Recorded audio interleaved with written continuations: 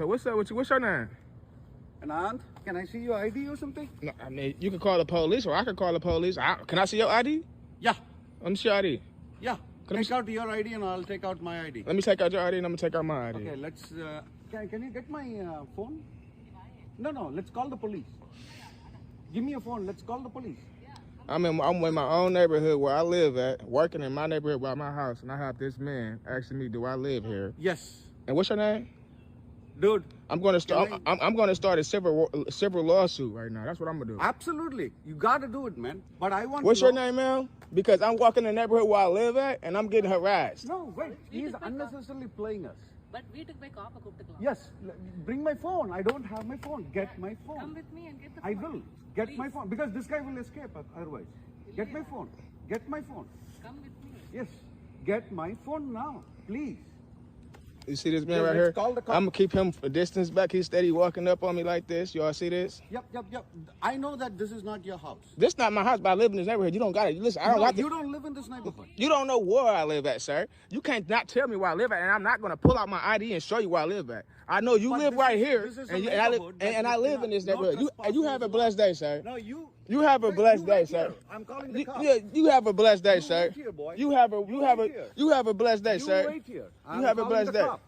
You wait here. I'm calling the cop. Wait here.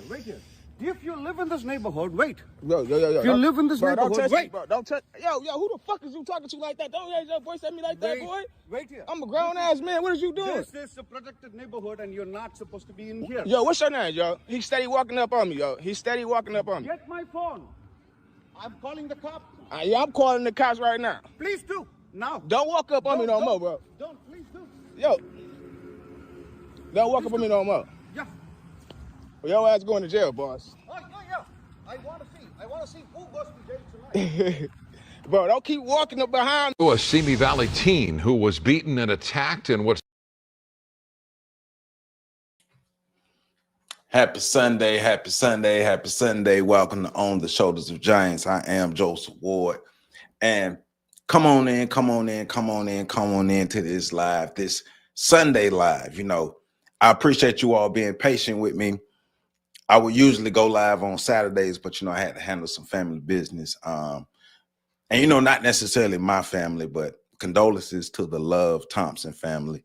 I attended my best friend's mother's funeral yesterday, and it was tough seeing my man's have to watch his mother be buried. But I wanted to make sure I'm there to support him. So I appreciate you all being patient with me and come in and check out this live on a Sunday, because, we're going to come with it and make sure I bring the information, make sure I bring everything that we need to make sure we're moving forward as Black people to make our situation better for ourselves. So let's make sure we get in here, tune in, hit that like button, comment, subscribe, share, because we're going to go ahead and get in. We ain't going to waste a lot of time. I want to give a shout out to everybody who's tuning in. Thank you to everybody who's been supporting this channel, all of the channel members. So if you want to become a member of this channel, make sure you do that. All the information is in the description. So we're about to get into it because today we're talking about white Christian nationalism. And we're getting into the white Christian nationalism mindset. What is white Christian nationalism? What's the mindset that goes into it, right? And so the video I started off with, just to get us going, just to get the juices flowing, our warm up, right? Black man walking through his neighborhood, and he's stopped and harassed by an Indian man who's basically telling him that he doesn't belong. He's telling him he doesn't live in the neighborhood, and he's even calling him boy. So he's looking down at the black man, because there's no way that black man could live in that community, and that black man ain't on his level. So if you're not on my level, how the hell are you in my community? That's what the Indian man is communicating to the black guy, right? And so we're talking about the mindsets that go into racism, the mindsets that go into the superiority versus the inferiority, right? That Indian guy comes from a culture that has a caste system. And in this caste system, of course, the darker you are, the lower you are in the caste system. And it's funny because that Indian man is considered dark skinned over here, right? Of course, he's still Indian, but he's still a dark skinned person, right? But it's still the gall and the audacity to look down on another human being, but it's the conditioning, it's the mindset that we're dealing with. Racism is real. Like we just did the video, the Friday breakdown, where Charlie Kirk is trying to say that systematic racism don't exist no more, right? And so you have all these forces trying to fight and say that America is better. We're in a post-racial society. You know, they tried to say post-Obama is post-racial America that we exist in, but we keep seeing what's happening in America. Systematic racism still exists. It transformed, it refined itself. It's not supposed to look the same way that it looked in the past, but we must understand what we're dealing with, be able to properly define it and articulate it when we're going out talking about what's happening to us, because what's happening is too many people are trying to say what's happening to us, but they don't have the words to say it. And it's not necessarily helping the situation. So we need to make sure that we're able to accurately articulate what's going on. So we're getting into, you know, this Indian, the altercation, and I'll run it back, the altercation between this Indian man and this black man, and we're going to go through it in the neighborhood. And then we're getting into this situation where this black teen was hanging out with his white friends, and his white friends had beef, and that beef spilled over to him, and that's trying to be considered hate crimes in this community.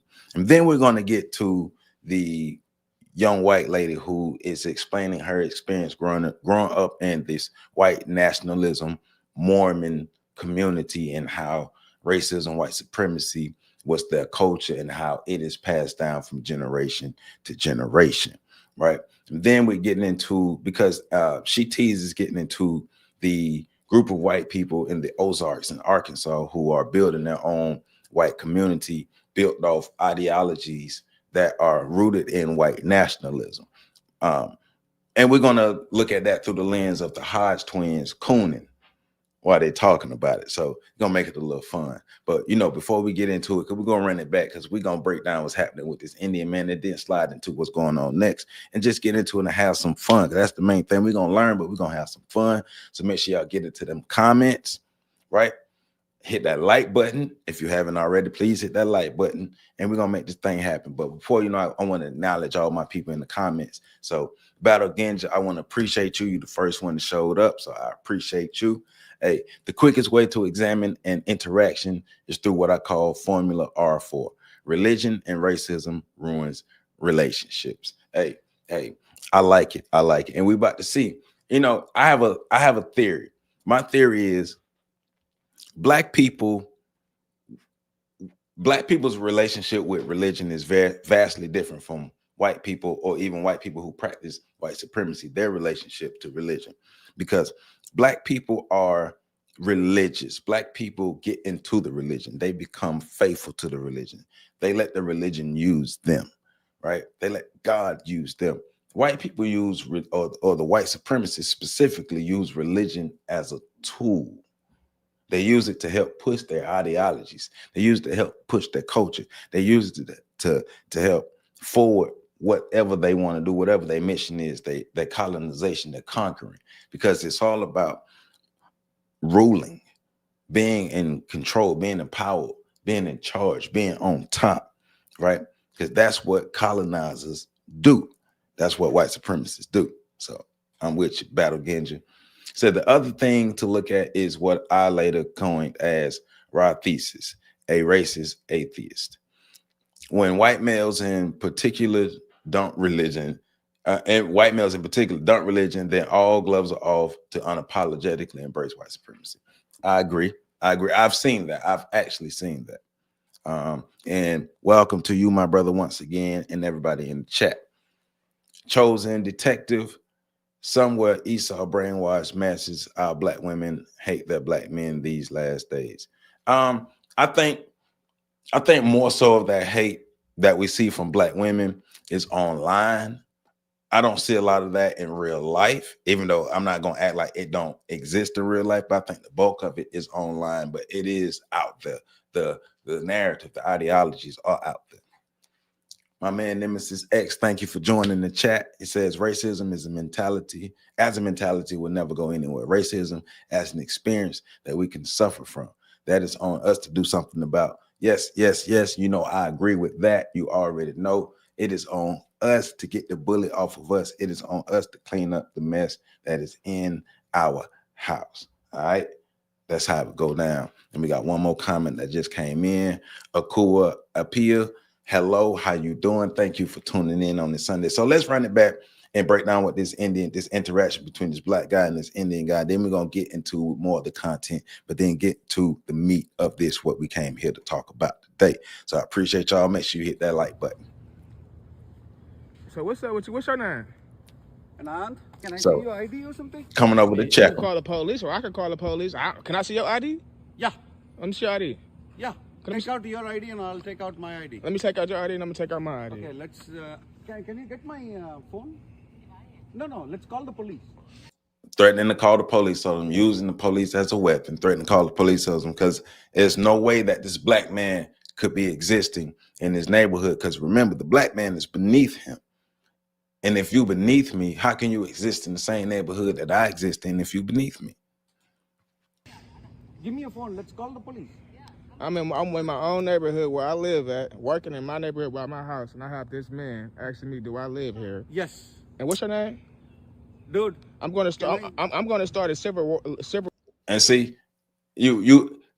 I can question you, but you can't question me because you're beneath me. Remember that. Negroes, the problem with them is we keep forgetting our place, because we keep forgetting that we supposed to be beneath them, because, ain't nobody tell us though. Nobody told us that we supposed to be beneath them, but, we don't know our place. For lawsuit right now. That's what I'm going to do. Absolutely. You got to do it, man. But I want What's to your name, man? Because I'm walking the neighborhood where I live at, and I'm getting harassed. No, wait. He's unnecessarily playing us. But వీటికి పోయి కాప కొట్టుకోవాలి. Yes. Bring my phone. I don't have my phone. Get my phone. Come with me and get the I phone. will. Get my phone. Because this guy will escape otherwise. Get my phone. Get my phone. Come with me. Yes. Get my phone now. Please. You see this man Yeah, right let's here? call the cops. I'm going to keep him a distance back. He's steady walking up on me like this. Y'all see this? Yep. I know that this is not your house. This not my house, but I live in this neighborhood. You don't got it. Listen, I don't want You don't live in this neighborhood. See, you don't live here. Ain't no way in hell you can live here. Who you think you are talking about you can live in my neighborhood? That's his sentiment. You don't live in this neighborhood. You don't live around nowhere around here. Who you think you are? Look at you. Look at you. Look at who you are. Look at your skin. Look at your race. Look at your culture. Look at your people.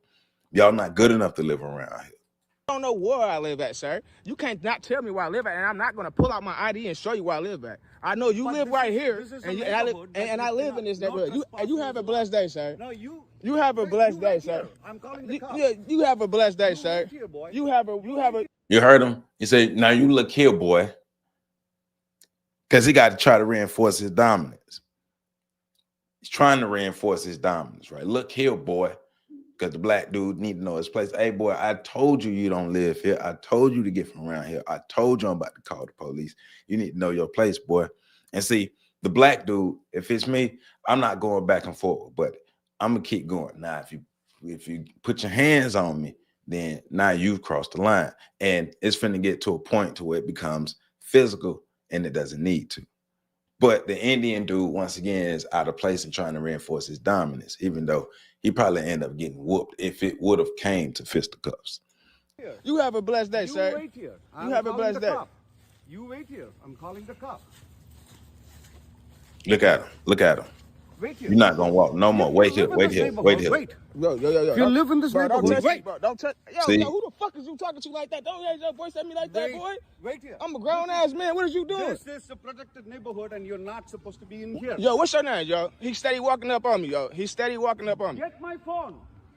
I'm calling the cops. Yeah, I'm calling the cops right now. Please do. Now. Don't walk up on me no more, bro. Don't. Please do. Yo. Don't walk up on me no more. Yeah.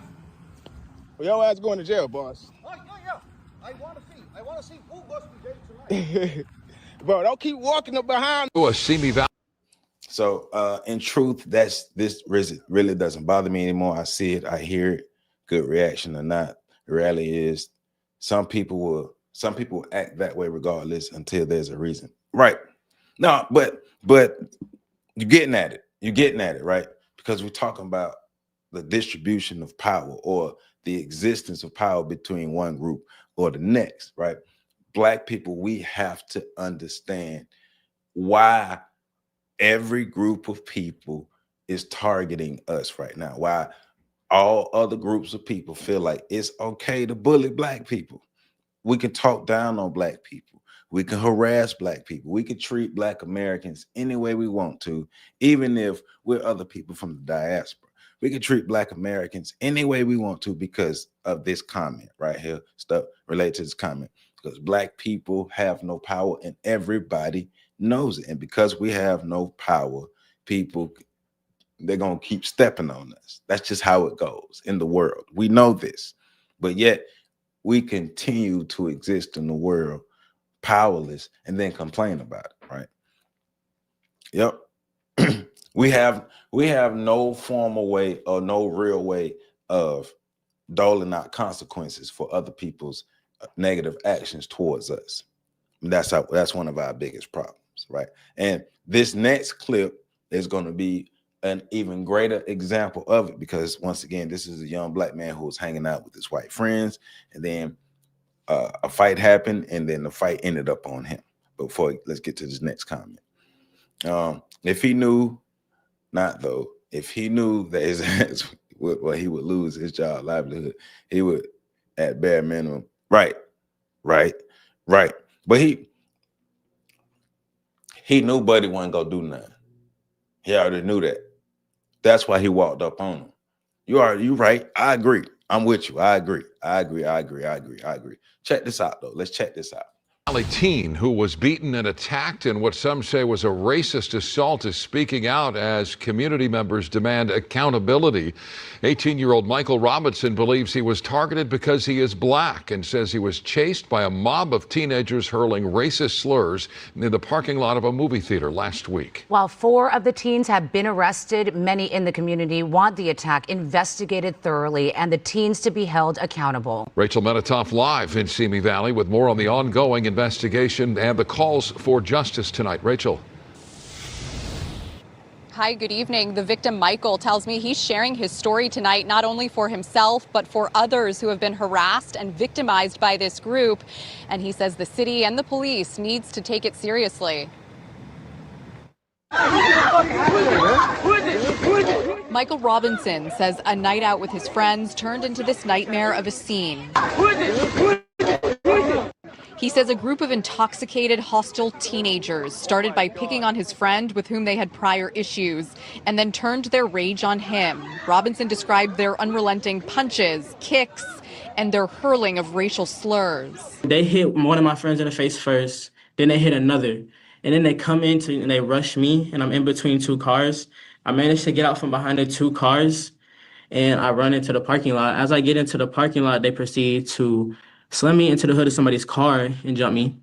From one angle, you see Robinson trying to shield himself from their blows with a chair and then took off running. He says he pleaded with a mall security guard to intervene, but the person cowered, didn't offer any kind of lifeline in his time of need. But they still caught me, and when they caught me, they decided they were going to put my head in the trash can and proceed to hit me in the back of my head. Several people have written into KTLA alleging this same group of white teenagers are responsible for victimizing other Black and brown teenagers. Robinson's attorney, Jamal Tucson, says they're calling for an equitable investigation.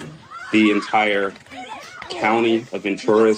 I was just about you in my mind. I was just about to say that, but yeah, but Nemesis comment that just popped up. Yes, I agree with both.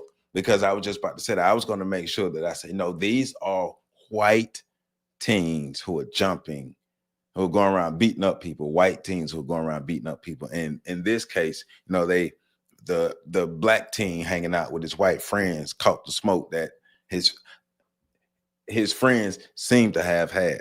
And so but my first thought, my organic thought is we need to have our community as a place to where our children and our teens don't have a need to go seek asylum with white people or hang with white people and being subjected to things like this, because it's like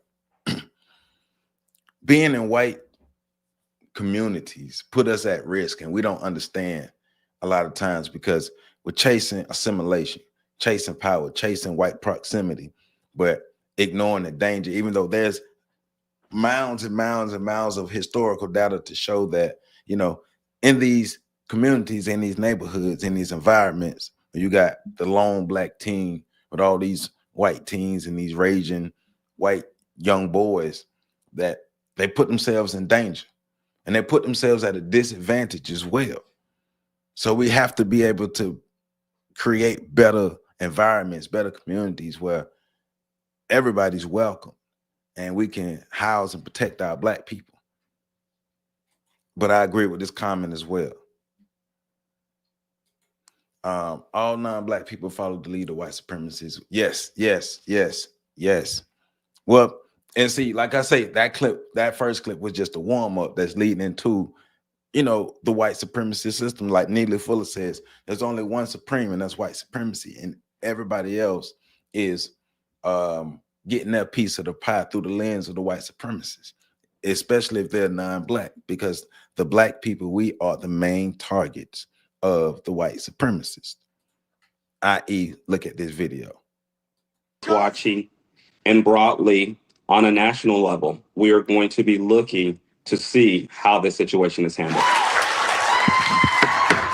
During a passionate Simi Valley City Council meeting Monday night, residents echoed these demands. What happened on Saturday is a hate crime, and I urge you to ask the DA to investigate and prosecute it as such. Hate crimes cannot continue to be swept under the rug. On behalf of the Black student body of Simi Valley, we demand justice for Michael Robinson. The Simi Valley Police Department confirms that 4 teens were arrested for misdemeanor battery, and that one of them is the son of a local police officer. This officer, they say, is not involved in the investigation. I forgive them, but there's see that right there. I forgive. Why? That's that indoctrination. That's that teaching. That's that information passed down by defeated people, docile people. You forgive. Why? Forgive them for what? Hell, you forgiving them for? You claim you don't know them. You said you don't know them. You ain't have nothing to do with what was going on, and you forgive them for what? It ain't gonna help you. Your ass is still whooped, and they would do it again. What are you talking about? Come on, man. That doesn't help anything. Right. For man, please. Forgive. Hey, get back. Not no dang on forgiving. We ain't forgiving nothing. We're not forget. That's soft. We're not doing that. No. Come on, man. The thing is, white supremacy is an insane system. It's hard to convince the youth that people are really that insane. They just can't believe it. Yeah, you're right. You're right. A sad truth. So a sad truth. That's a sad truth. I agree with you. I damn sure agree with you. Sad truth. And because you forgive nothing happens, they would do it to someone else. My brother, come on, stop the forgiving. You forgiving what? For what? For what? Come on, man. The conditioning is real. The conditioning is real, right? But it also goes into the overall theme of this video, talking about the religious angle that black people take. Remember, black people feel religion. Black people become religious. Black people let religion use them, while white people, the white supremacists, they use religion. And you know, he coming from some kind of religious angle and the forgiving them. You have to forgive your enemies. No, you don't. Who told you to forgive your enemies? That's stupid. Your enemies. That's stupid. Come on, man. But he gonna learn. You gotta learn the hard way. You gotta learn the hard way. Those people who you thought loved you beat your ass. Consequences to your actions. I'm not the only person. I'm fighting for most. It's not just my voice. You're not fighting for everybody if you're going around forgiving. What you haven't thought about this. This is an emotional response. You haven't thought about this. Come on, man. You're not helping other people. You're not helping the future. It's many.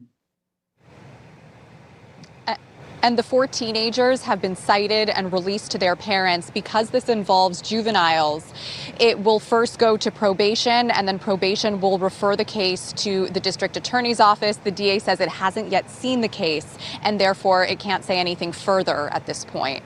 That's the very latest in Simi Valley tonight. I'm Rachel Menitoff. Share Micah, back to you. Rachel, thank you. So this is part of our main feature that we're really getting into today. This young white lady giving us her story about growing up in a racist culture, in the white nationalist racist culture, right? Right. Hey, Jason, you are. I do you one better. I do you one better. They still haven't forgiven Michael Vick for the damn dogs. They still haven't forgiven Michael Vick for the damn dogs. And Buddy sitting up here forgiving them for getting drugged in the parking lot for something he ain't got nothing to do, right? Hey, remember, hit that like button. Please hit that like button, comment, subscribe, share. Thank you for everybody coming in. We're finna get into it. We're finna get into this white nationalist mindset. We're finna talk about this racism, right? Because also what I like about coming from this angle as well is we're getting to see racism from different angles, right? White supremacy from different angles, right? Not just the Ku Klux Klan or the skinhead or the Nazis that's in your face that try to be aggressive that we're used to seeing. This is from a religious Christian standpoint. But yes, they still haven't forgiven OJ. El Gramillion, welcome.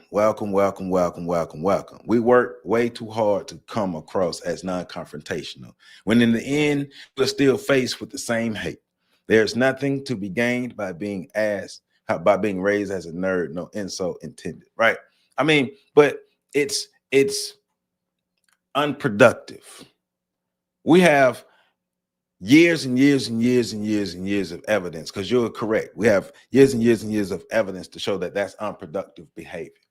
How is cowering? How is forgiving? How is giving your enemy second, third, 200 chances? How is that really helping us as Black people in America? How is that helping us to become respected? How is that helping us to have power? How is that helping us to be able to even defend ourselves properly? Because I don't see no fruits from that tree.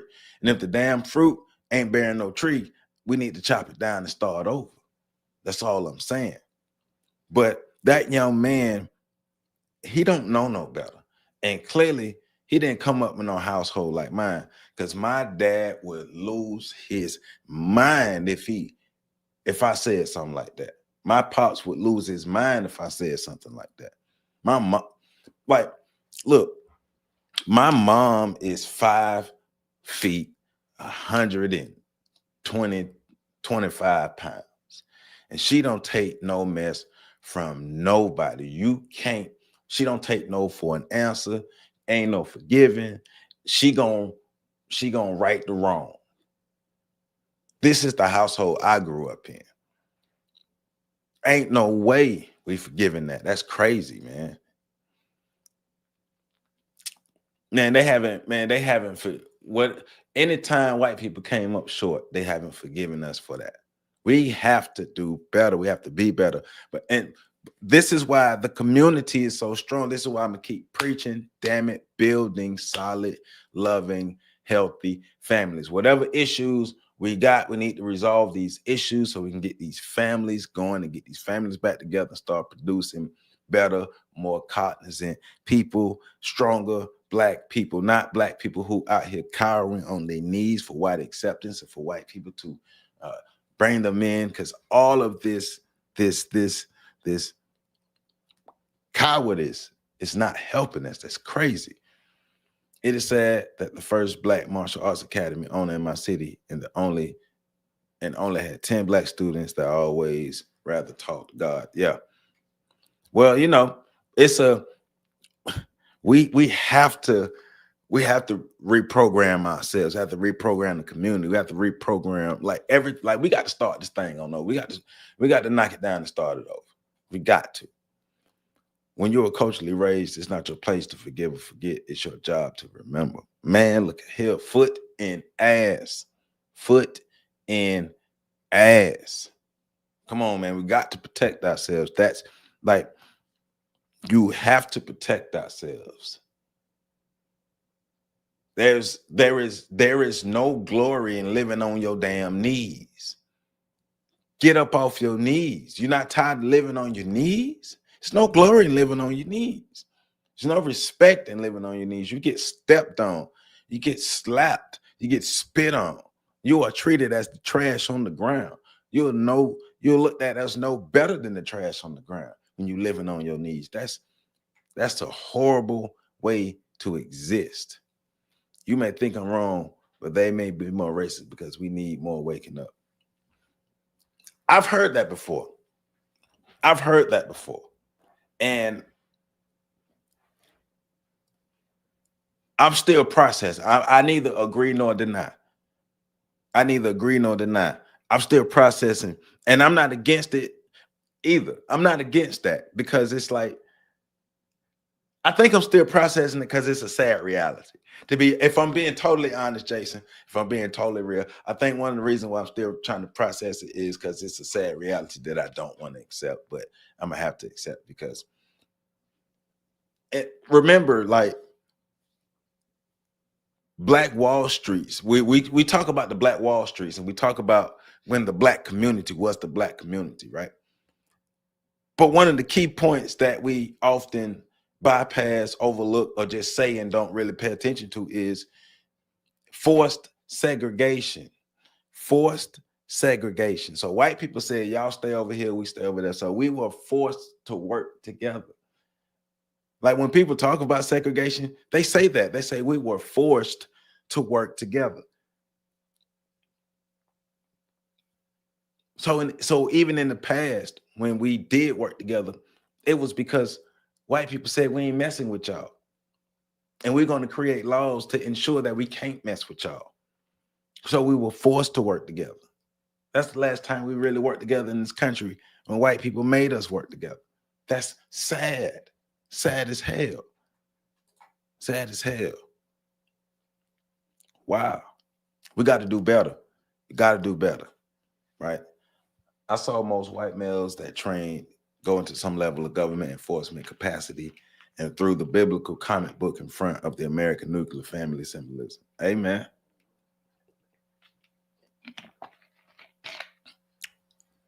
They understood. They understood what was going on. They understood. King African. Peace. What's going on? White people did not force us to work. I don't know, man, because they told us they ain't working with us. It was the segregation.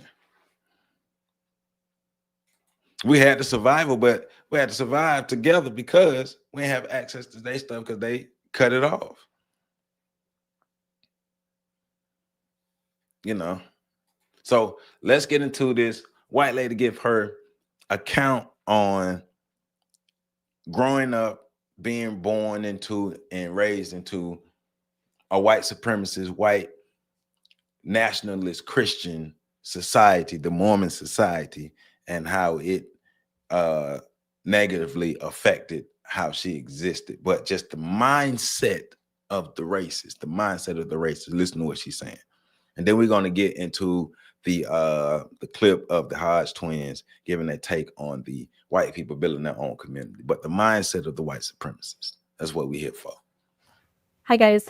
My name is Jenny, and I spent my entire life in Christian nationalism, white supremacy, anything that you can imagine about alt-right Mormon communities that are prepping and fighting against the evils of the world. I was a trad wife for 24 years, and I just left all of this behind. I left the Mormon Church in 2018, and I left MAGA just about 2 years ago. And today I want to dive into all of the many questions that I'm getting around white supremacy, what that looked like from the inside out, my rationalization and justification for it. And I do want to give a little warning at the beginning of this video that I think that some of the things I'm going to talk about are going to be really hard to hear. And I want you to know that they are just as hard for me to talk about as they will be for you to listen to. So let's just dive right in. do you also? She said she's freshly left this white supremacist, racist culture that she grew up in.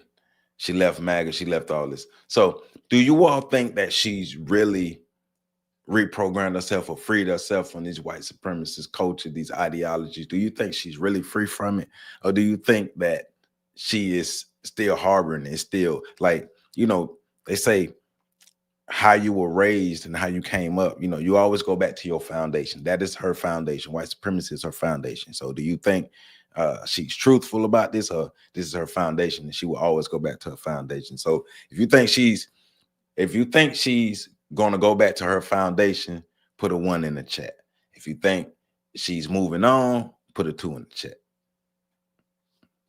Well, we already know what Nemesis X. She's just aware. And we're going to come back to this comment. I'm Jenny Gage, and this is Life Take 2. What we put a 1 in the comment if you think she will go back to her foundation, and put a 2 in the chat if you think she's able to move on. And this is a clip of the community, the all-white community that they're building in Arkansas. What we've done here is establish a place where we have control over who our neighbors are, and that is just for the sake of preserving, you know, our culture. And that culture, effectively, we're saying this is a white culture, a whites-only place. White American culture.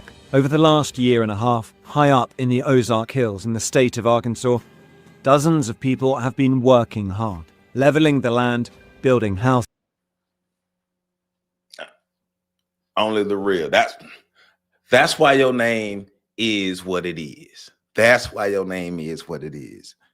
I ain't even got to say nothing else.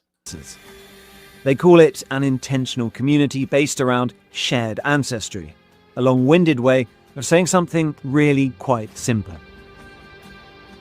I think we would generally be called far right, sure. It's called Return to the Land, and they invited me in. A seemingly bucolic... I kept forgetting the name. Yeah, Return to the Land. So if you can go on YouTube, there's a whole documentary on YouTube, Return to the Land, that you can check out what they're talking about.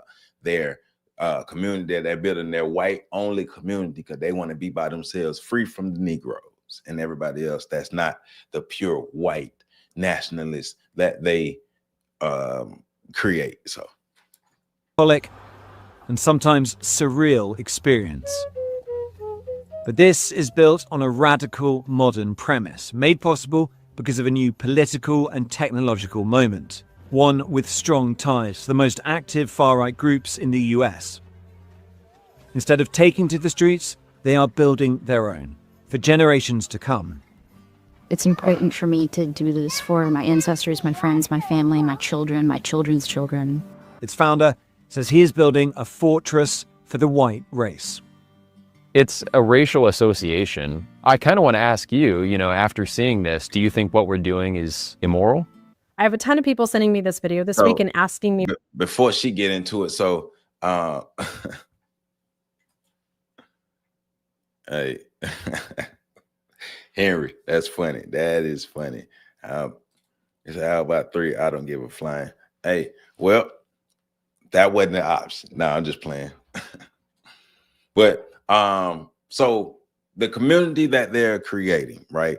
The community is being founded on white nationalist ideologies. The community is being founded, you know, under one of the tenets of not having anybody who is not a white Christian nationalist, not a white purist Christian nationalist. If you're not that, you can't live here. They want to separate. So now, on this channel, we preach about us doing for self, us being by ourselves, making sure we taking care of ourselves. So at the core, I have no problem with any group of people doing for self, being by themselves. Hey, do what you do, right? But, you know, this is, and well, it really ain't no buts. However, this is built off of the ideologies of white supremacy as well, right?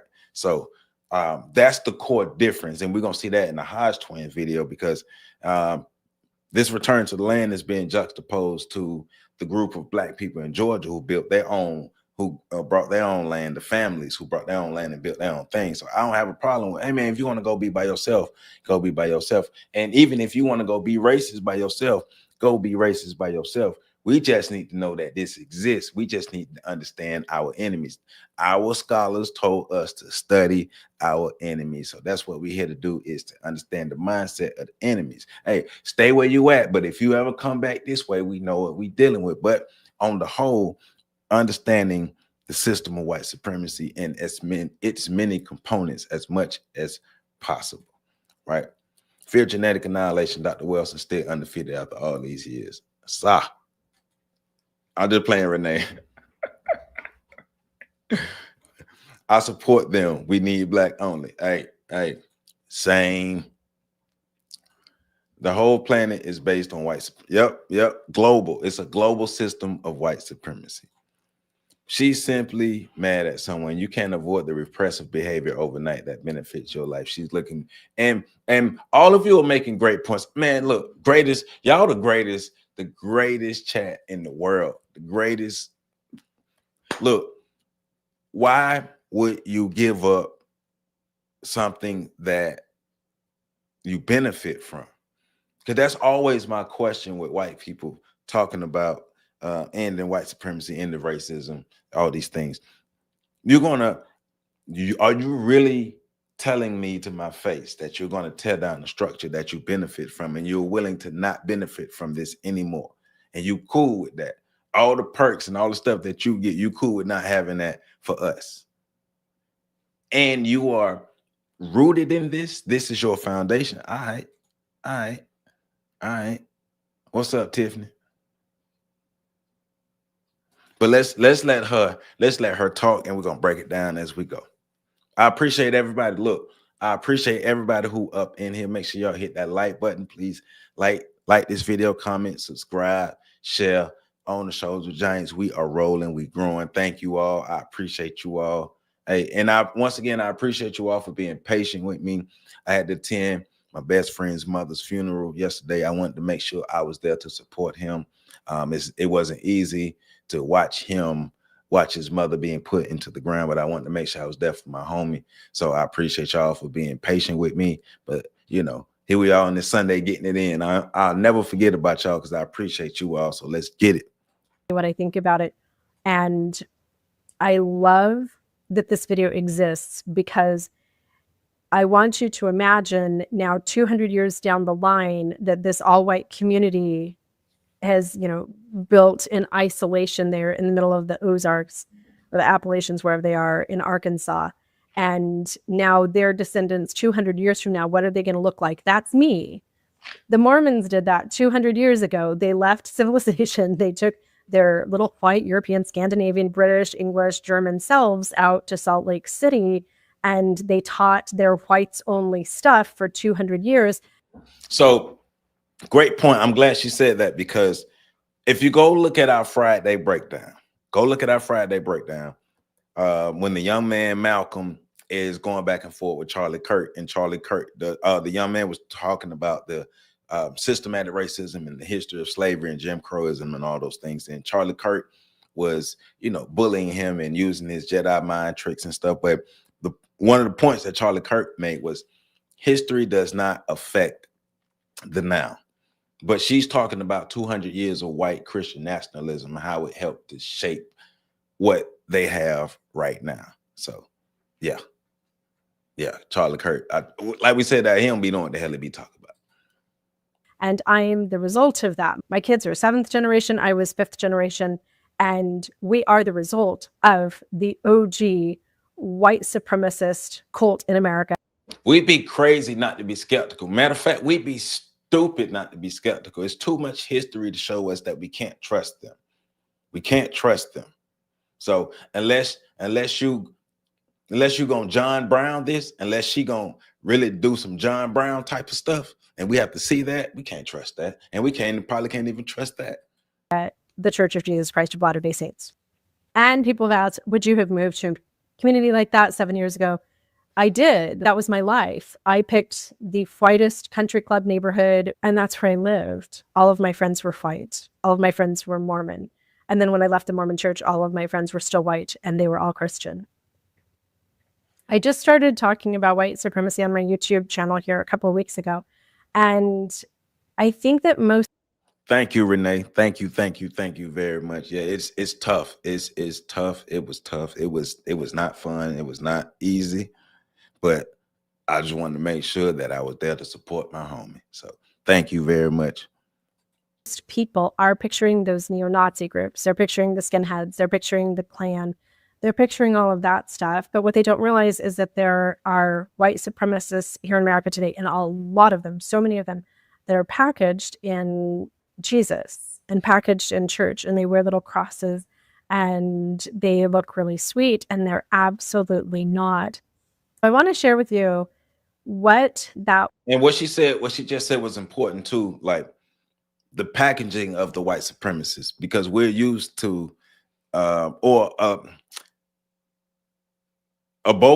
good number of us are used to picturing and seeing and experiencing white supremacy in one way. If the Klan don't show up, if the skinheads don't show up, if it's not in your face, real aggressive white supremacy, racism, they're trying to delete us, they're trying to wipe us off the map. If it's not just that aggressive white supremacy, then we don't really see it as white supremacy. We don't understand the refinement of white supremacy over the years. It has bettered itself. It has adapted. It has learned how to continue by moving forward and not staying stagnant and just not being the same, right? But she's also talking about it in different ways. Like it's integrated within the Mormon church, how racism is integrated in the Mormon church, and how the ideologies of these races are passed from generation to generation, right? And these people go out and they exist in the world, and they help to shape the world that we exist in with the mindsets of the races. White supremacy felt like from the inside out. Now, a lot of my videos are carefully scripted. I have tons of scriptures and cross references and all kinds of other videos and stuff. I have 15 minutes before I have to go get in the shower and get ready for work. I'm in my pajamas and I haven't even put on makeup or eaten breakfast. So I don't have time to script today. We're just going to plow through this. And I think that it's more important to share what I learned and what my personal experience is than to cross-reference all of the scriptures and the doctrines and everything that everybody said.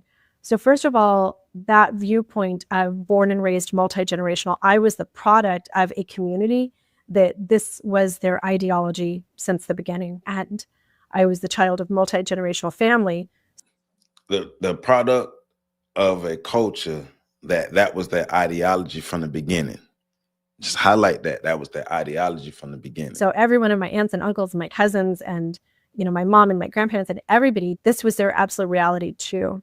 Okay, so here's what I believed about race.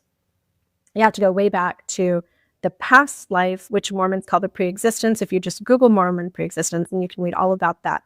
I believed that I was literally birthed by one of the heavenly mothers and Heavenly Father, Elohim God, and that we lived in a life before.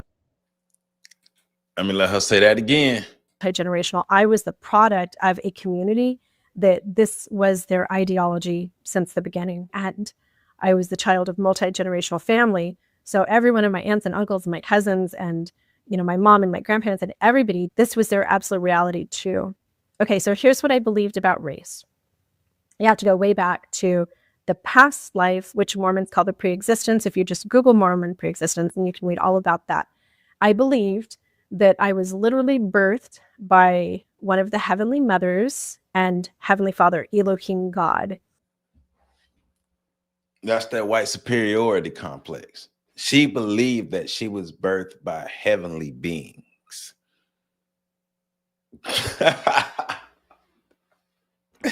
All right, whatever. And they birthed you. I'm saying I'm being mean. I'm being petty. I'm being mean. But yeah, all right. But that's what they ingrain you. Look, God is white, and you were birthed from these heavenly beings. You are white. God is white. So hey, you are literally the embodiment of God. So if you encounter people who are not like you, not like this white embodiment of God. They have to be evil. They have to be evil infidels, and we must rule them. She said she really believed that she was born from heavenly beings. Yeah. Yeah. Yeah. Yeah. Hey, Melissa, say it louder for the people in the back. That's how they use it. That's how they use it. That's what they do. Oh man, we don't believe. Hey, white lady, we don't believe you. You need more people, right? Yeah. That's funny. That is funny. She wild for that one. I've heard brown skin people say, I told my kids not to trust white people, but I've never explicitly heard white people say, hey, well, and see, this is why I be trying to find the clips that I find, because we need to really hear the truth of how they really talk behind closed doors, right?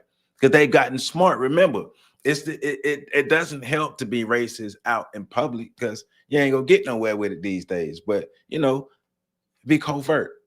Be cool, be Christian, hide it behind the lens of God, and you'll be a little better. I'm talking about they lied so hard. Renee, they lied so hard.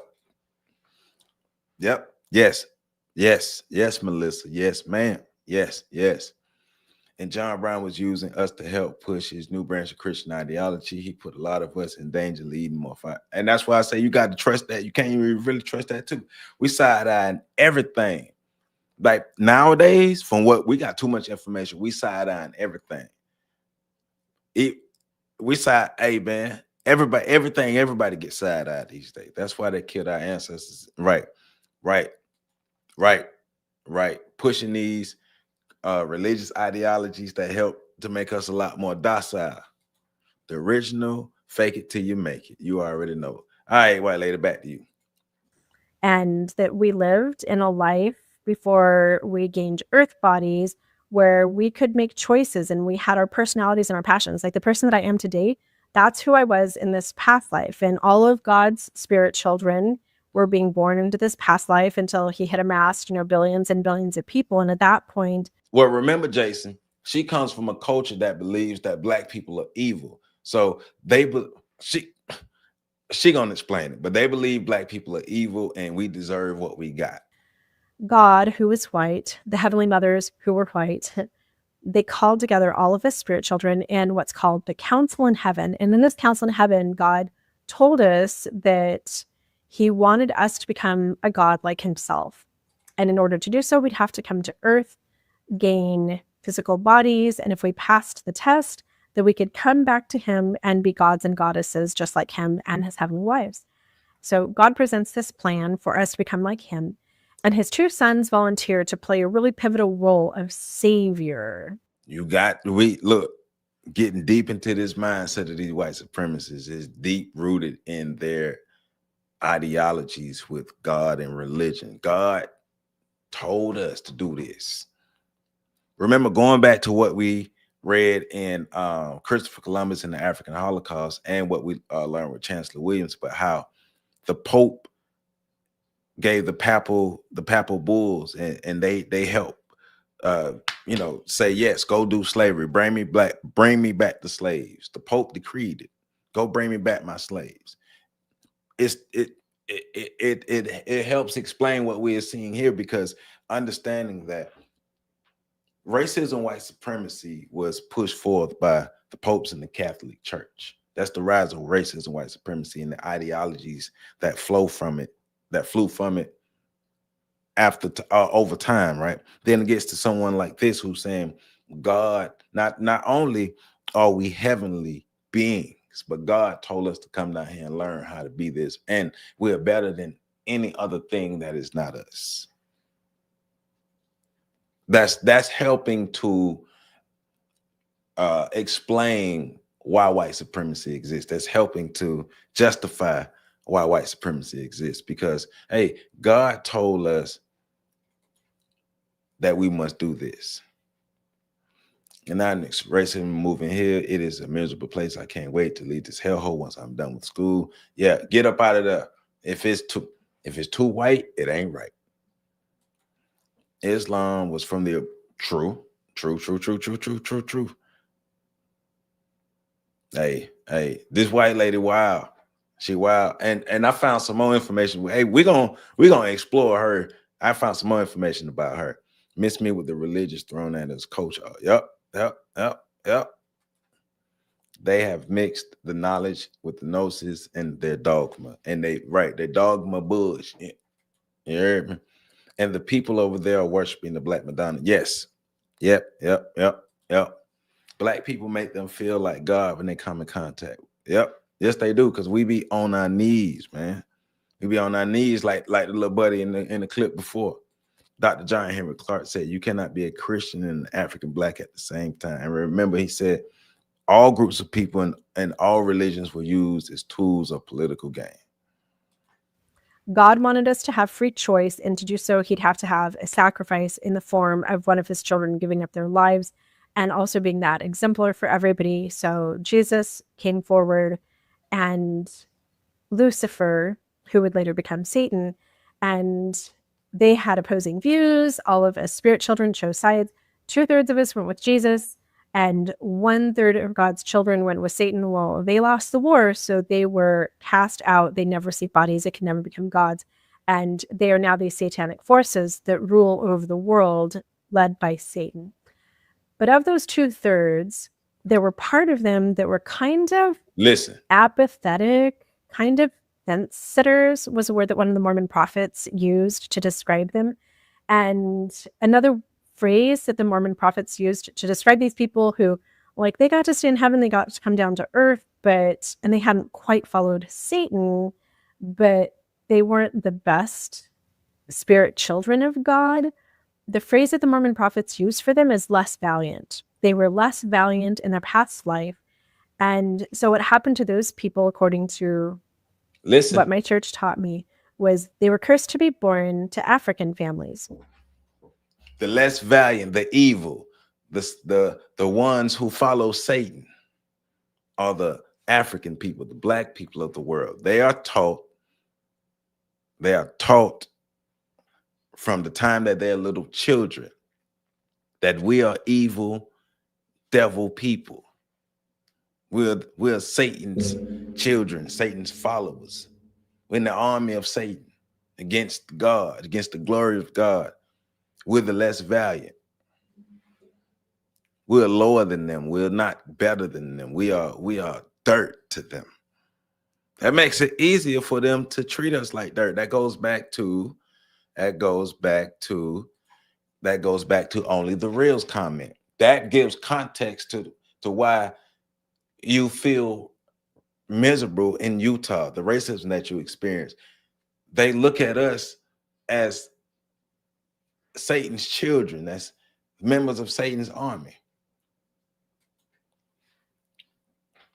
I ask, would you rather be white or Black? 2, if what? 1, would you rather be white or Black? 2, if so, what is the benefit from being us in the system? That's good. I'm gonna leave that up. Let me see, can I pin that? See if I can pin that. That's a good question.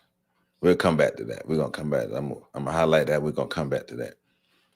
When it's them all along. Yep. I'm just saying their actions have showed who are the real righteous and who are the real devils. What they said in Ace Ventura, the second one, when nature calls, Equincy Warja, white devil, Equincy Warja. Okay, let me shock you guys. Do you know they have Mormon churches?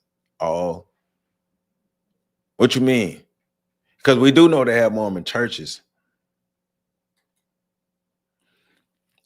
You could show this every Black person on the planet and it would change. I know. What? Well, everybody light ain't gonna come on, but this for the us's and the we's who want to do something different. But I get you. Sad truth, my brother. Sad truth. Well, the son. I'm just saying. I'm just saying. I love the camaraderie. I love when everybody be getting along and being friends in the chat. I love it. At least Satan was a truth teller, like Jesus and his warlord, wicked father. Let's get back to the white lady. And here's why being born to African families was such a curse. Garden of Eden, Adam and Eve. Cain kills Abel. Cain is cursed with black skin. He's then removed from the Garden of Eden, which was in America. Cain was cursed with black skin and removed from the Garden of Eden. In Jackson County, Missouri, Adam on Diamond is the biblical Adamic language word that I was taught as a child. And so Cain was cast out to Africa, given black. Okay, so all right. So, okay, let me shock you now to prove how these folks ain't got no effing. So, okay, they have Mormon churches all over. Oh, okay. Oh, gotcha. You're saying they have Mormon churches all over Africa. Yeah, gotcha. Yep. I'm with you. I'm sorry, I was a little slow. I got you. Black skin. All of his descendants were those less valiant spirits. So not only were they physically cursed, but they just. Oh, we're gonna have to know about your experience. We're gonna have to get you. We'll have to get you up here. Tell us about your experience one of these times. Cause we're gonna continue on some content. I found some more content on this white lady, but yeah, just weren't the best spirits to begin with. Now, if you're listening to this and thinking this is crazy, it absolutely is. And I don't know how very many adults who hear this convert to the Mormon church. I think it's really a tricky thing to sell these days. But again, that childhood indoctrination, I was born and raised into a community that taught this. And I've said in other videos that just as I was learning how to walk and talk and like zip up my own coat in the kindergarten coat closet, I was being taught you lived in heaven, Heavenly Father, the war in heaven, they're cursed, they're sent down, black people, they come from Africa, they were bad spirits, and then Cain was bad here on earth. So those are not good people, nor are the indigenous people of the United States, because we are not good people. So since we are not good people, that justifies their ill treatment of us. That justifies them whipping the evil out of us, the Negro out of us, and having to assimilate us into the good white God culture. Because, you know, God told them to come down here and abuse us. God told them to come down here and grape us. God told them to come down here and lynch us. God told them to come down here and feed our children to alligators and crocodiles and sick their dogs on our children.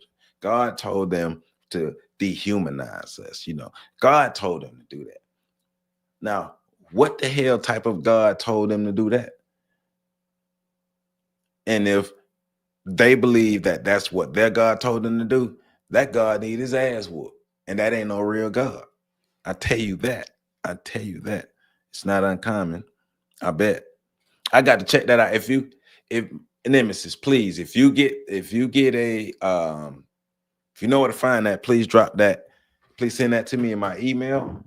I'm typing it in now. ontheshoulders1@gmail.com.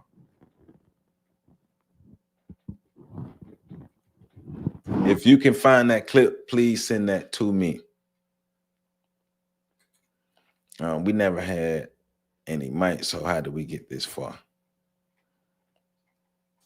But by that, surviving. I mean, you can if you can survive, you can do some stuff, but you ain't really making no progress. Like Dr. Francis said, if she can give black people choice and make them white, most of them would want to be white, and that's a sad truth.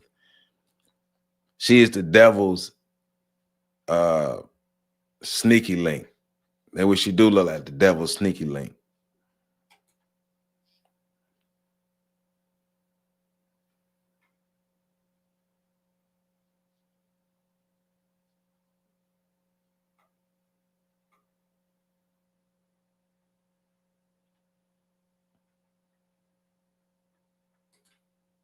Oh, Tara Herbert. Okay, thank you. Gotcha. I'll check it out. Tara Herbert, my Mormon, and this is My Mormon Mission Broke Me. Oh, we got to check that out. That might be next week. All right, let's get back to it. Book of Mormon. There was a good brother. There were two bad brothers. The bad brothers were cursed with brown skin. That's why the Indians have brown skin, because these are cursed people. And it would have been as difficult for me to unlearn that concept as it would have been to forget how to zip my coat in the kindergarten closet. Every cell in my body had accepted it as truth because I was taught it in scriptures, and Yes. scriptures don't lie. That's the truth. That's the most true thing in the world. Our prophets are charismatic leaders with their big, bright smiles, stood at the pulpits in our local congregations and sometimes speaking the whole world, talking about these truths. My parents, my family, my home reinforced it. The artwork, books that we had, music that was written just for children reinforced this. The whole.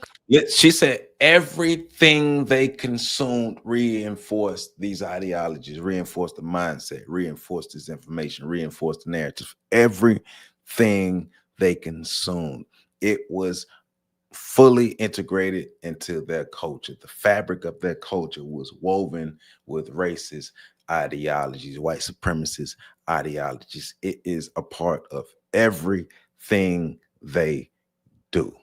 They eat, sleep, breathe, and reproduce white supremacy. Don't get it twisted. Don't get it twisted. Community at large reinforced this truth. For me to think anything otherwise would have been like learning to walk sideways instead of forward. No, my knees bend. I'm supposed to go forward. I can't walk sideways. Black people are cursed. Native Americans are cursed. And this right here is why I think that it's more dangerous than joining like a neo-Nazi group, because I never had critical thinking to begin with. I just what are you talking about? What she's talking about, or one of the other clips? Who's left? I'm just trying to make sure I'm clear on what you're talking about so I can respond properly. didn't come from just a normal life.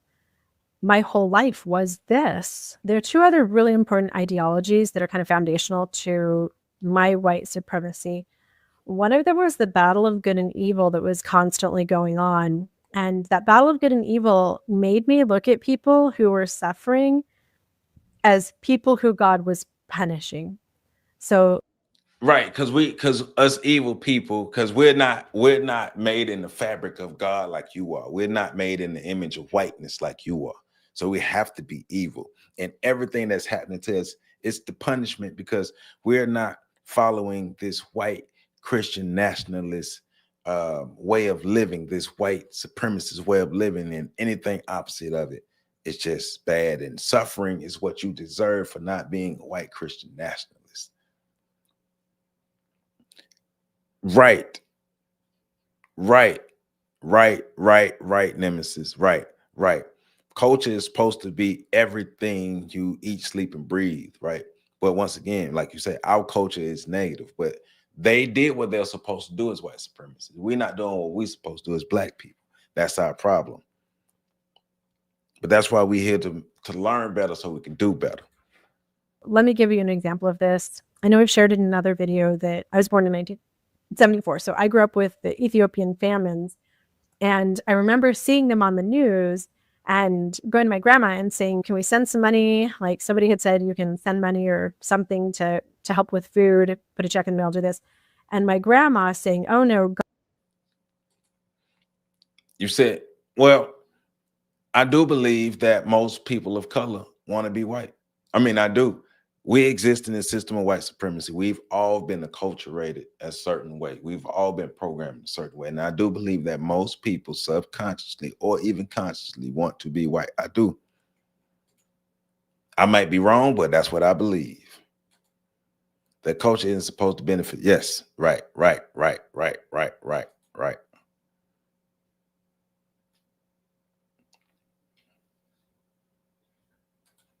God has cursed them. We can't interfere with that. I viewed everything as a battle of good and evil. If you were being punished, then God was doing that to you, and it wasn't my place to interfere.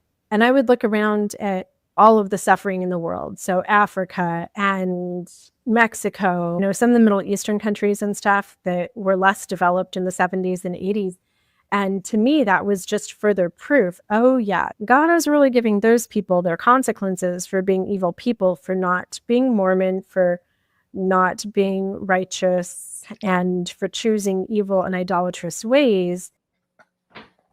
Yeah, because if you don't choose what we choose, you don't choose what the white man choose, you have to be choosing wrong, because white is right and anything else is some backward way of living. Right. So yes, you deserve to be strung up from a tree and set on fire. Yes, we deserve to lynch you to the back of a truck and just pull off. Yes, we deserve to do any inhumane thing to you because you deserve the punishment, because your skin ain't white, you're not a Mormon, and you don't believe in this white supremacy rhetoric, and you don't believe in the God that we believe in, how we believe. And then look at me and look at my community. We're so happy. We're so blessed. We have so much money. Never once did I think that's privilege or we have gotten here by stomping on everybody else. To me, my community was being blessed and their community was being cursed because they followed Satan and I followed Jesus. That battle of good and evil, it was almost like rooting for a sports team, and I had so much indifference to it. I'm rooting for Jesus, and I want her to say that again. It's like rooting for a sports. She was invested in Team Jesus and Team White Supremacy. She was fanatical. That's what she's saying. She became fanatical about white supremacy. She became fanatical about Team Jesus, about ridding the earth of these wretched people, ridding the earth of these inhumane, these indigenous people, these less valiant people, the word that they use, these less valiant people who help bring down the society. She's a fanatic for white supremacy. Let's let her say it again. And I followed Jesus. That battle of good and evil, it was almost like rooting for a sports team, and I had so much indifference to it. I'm rooting for Jesus, and Jesus is going to take really good care of me. They're all on Satan's side. Like, we already know who's going to win this Super Bowl. It's going to be Jesus. Another teaching that really shaped white supremacy and shaped me was that God reveals things to the righteous, that all light and truth comes from God, and that he will pour out his spirit, pour out revelations, pour out innovations and technology to those who are chosen. So I believed that the founding fathers had been inspired by Heavenly Father. I believed that Christopher Columbus had been led across the sea by Heavenly Father. Yeah, God inspired genocide. Yes, God said, go rid the world of the infidels, because go rid the world of the infidels. That's what God told you. That's what the loving God told you. All right, girl. Any discoveries were because those people were more righteous, because they were more chosen, and because God was revealing his eternal truths to them, whether it was the discovery of electricity or some vaccine. I believed that God revealed everything. It was well, I don't see you being factual, Luke mine. You being factual, and that's the problem with they not dealing with facts, right? Because me and you like me. Because when she said that, that's the first thought I had. Well, he was, but people are okay, but they not concerned with facts. They concerned with their narrative being spread and that being woven into the fabric of their society. But she don't know. Just man-made discovery. It was God revealing things. And here's how that shaped white supremacy for me. I did not believe that brown-skinned people who were cursed were capable of innovation, discovery, of doing anything great.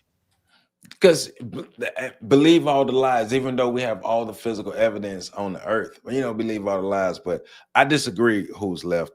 White supremacy indoctrinated religion because they use religion as a tool. So I disagree on that.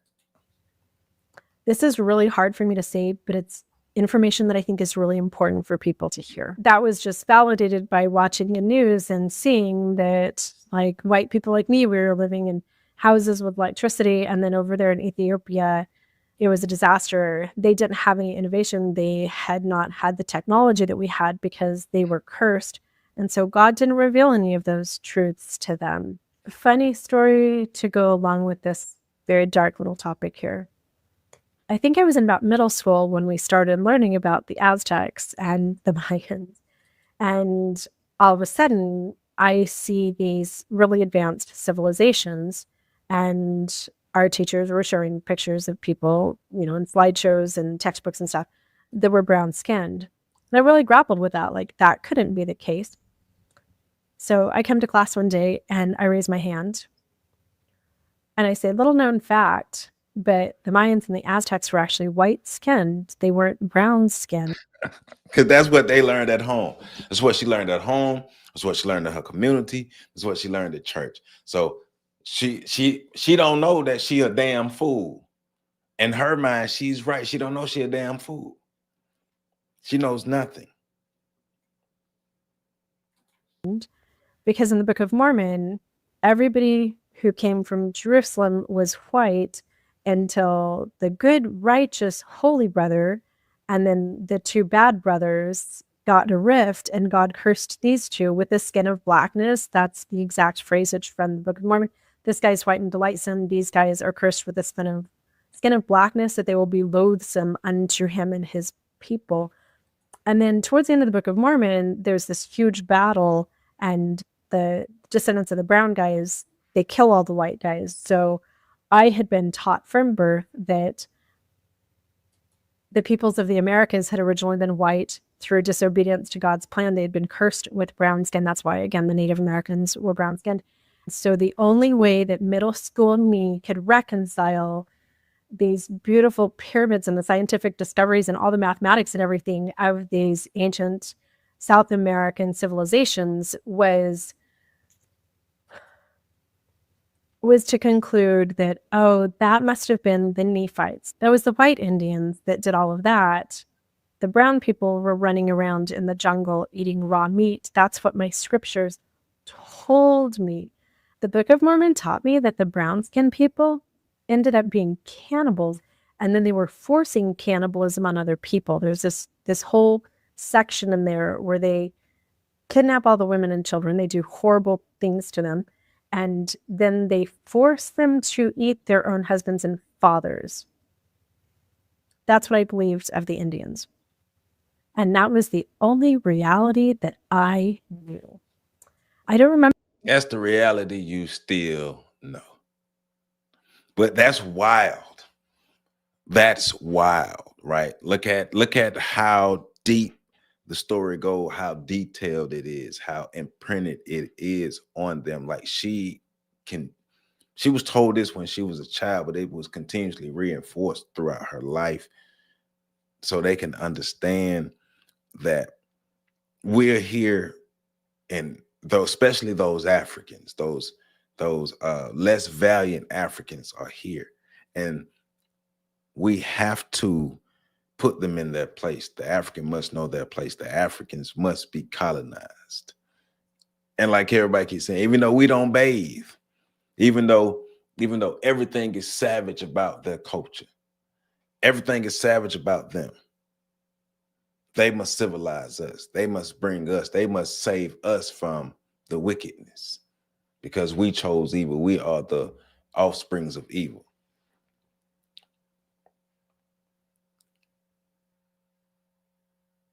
Yeah, she didn't clear her head of none of this bull. She didn't. It's like, because if like listen to how she tells it, and then you made a comment earlier about looking into her eyes, but listen to how detailed it is. Listen to how imprinted it is still in her mind and her brain. This is all she knows. She knows nothing else but this. There's no way she just got away from this 2 to 4 years ago. She's lying. This is who she is. She's now a closeted white supremacist. She's about the refinement of white supremacy. Yeah, like come on, we're listening and we're understanding the mindset. But lady, you still support the system of white supremacy wholeheartedly. Who you think you fooling? It is too much a part of who you are. shaped everything about you. You're not just going to run away from it like that. It's not how it happened. Exactly. Exactly, Melissa. Exactly. That's a reality she and her ilk that they are comfortable with in any other narrative. Right. Because they have to be able to push their narrative. Our narrative, the narrative of white supremacy has to be the dominant narrative. And if the narrative of white supremacy is not the dominant narrative, then that has to be pushed back. The other narratives must die. I guess they didn't mention their congregation of what went on. Hey. Of course, they've rewritten religion and history for themselves. They made it fit their narrative. They made it fit their reality and then continue to construct it over 200 to 300 years. This is why we have issues as a social scientist. I have to examine the destructive effects of metaphysics on non-white people. It makes us do right things for the wrong reasons.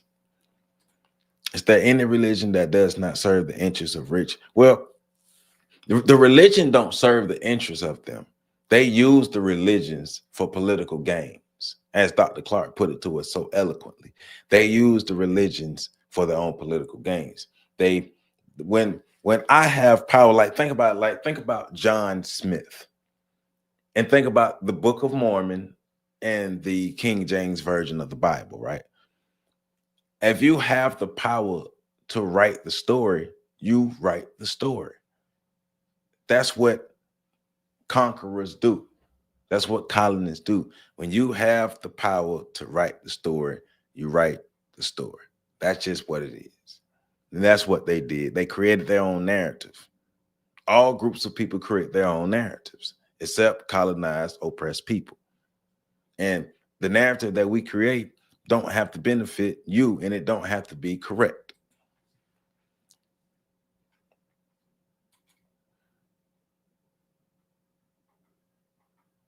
What did Dr. Fred Price prove? Please let me know. I'm not aware of that. Please let me know. She said we eat. Yeah, I'm just saying, man.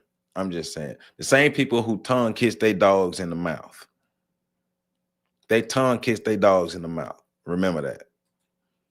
I haven't heard of one. They're all Roman religions, the Druids. They had plenty of time to separately study their own metaphysics and hours to yield the maximum destructive results. Christians wrecked people before. They've been studying us. They studied every aspect of us on every level that they can. They've been studying us. That's why they know everything about us. We're the ones who not on point.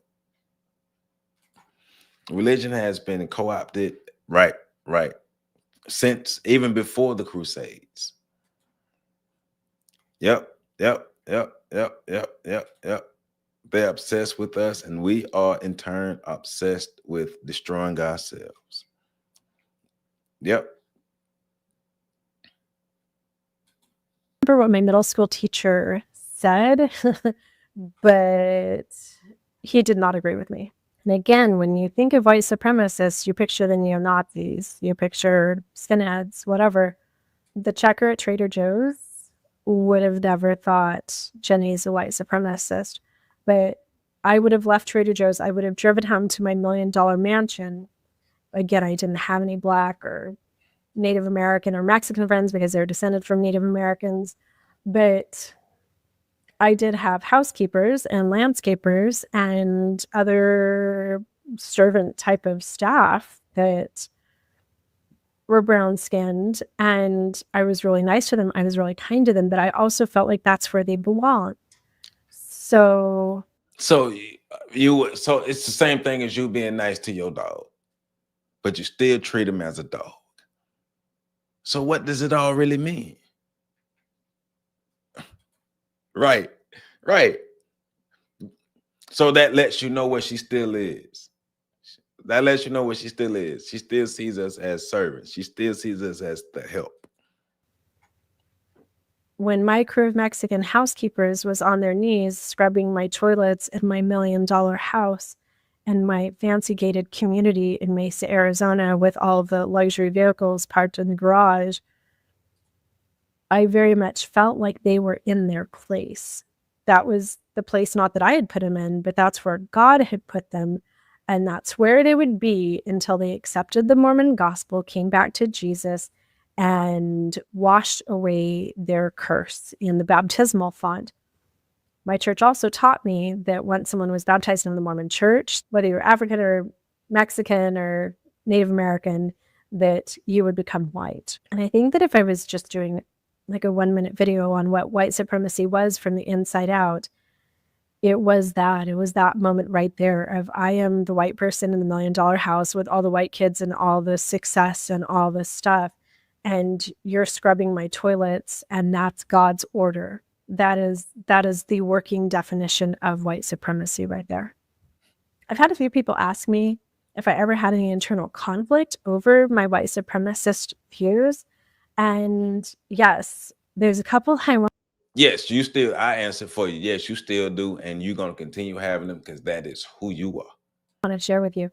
So during the Ethiopian famines, where the world came out, and I was at a slumber party or something. And so they had the record. And I remember looking at that record case with all of these people of different colors and nationalities, and then listening to this song, and the song connected me emotionally to the suffering of the people in Ethiopia like it was intended to do. And I'm such a music girl anyway, and it made me cry, and it totally inspired me. And so that became a conflict for me. On the one hand, my grandma, Africa's a hot mess, and we need to stay out of Africa. They're being cursed because they're bad people. They were bad spirits. But then on the other hand, this beautiful song that really spoke to my heart. I eventually saved up my babysitting money, bought myself a copy of the record that I kept in between my mattresses, because seriously, if my mom had found it, she probably would have chucked it in the garbage.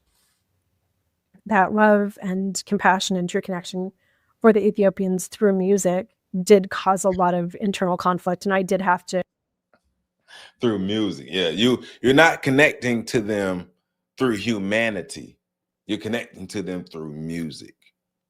It always has to be some kind of medium to connect through, to connect to the human beings. You're not connecting to notice how the Ethiopians, you're connecting to human beings. So you can't connect on the human level. It has to be some kind of medium in music, because I like your music. Come on, ladies, stop it, man. Incorporate a lot of mental gymnastics. Another moment of huge internal conflict for me was a church shooting that happened in South Carolina in 2015, 2016, while we were living in South Carolina. And my initial instinct was to go to our friends and neighbors who were all members of the KKK. And I do want to be really clear, because I've talked about our friends who are KKK. My husband and I were invited to join, and I was never Klan. I was never, ever KKK. But I did definitely sympathize with him. The Klan hated Mormons too. If they had been more Mormon friendly, I don't know, maybe we would have joined. But right, but you all are a different sect, a different faction of white supremacy, but you all know how to come together when need be. We understand that much. Y'all know how to come together when need be. Y'all might not be their particular taste of white supremacy, but y'all know how to come together when need be. Then she said that, hey, if the KKK would have been Mormon friendly, they would have joined the KKK too, because they were 10 toes down with white supremacy. They also hated us, and they wanted us to convert to being Baptist.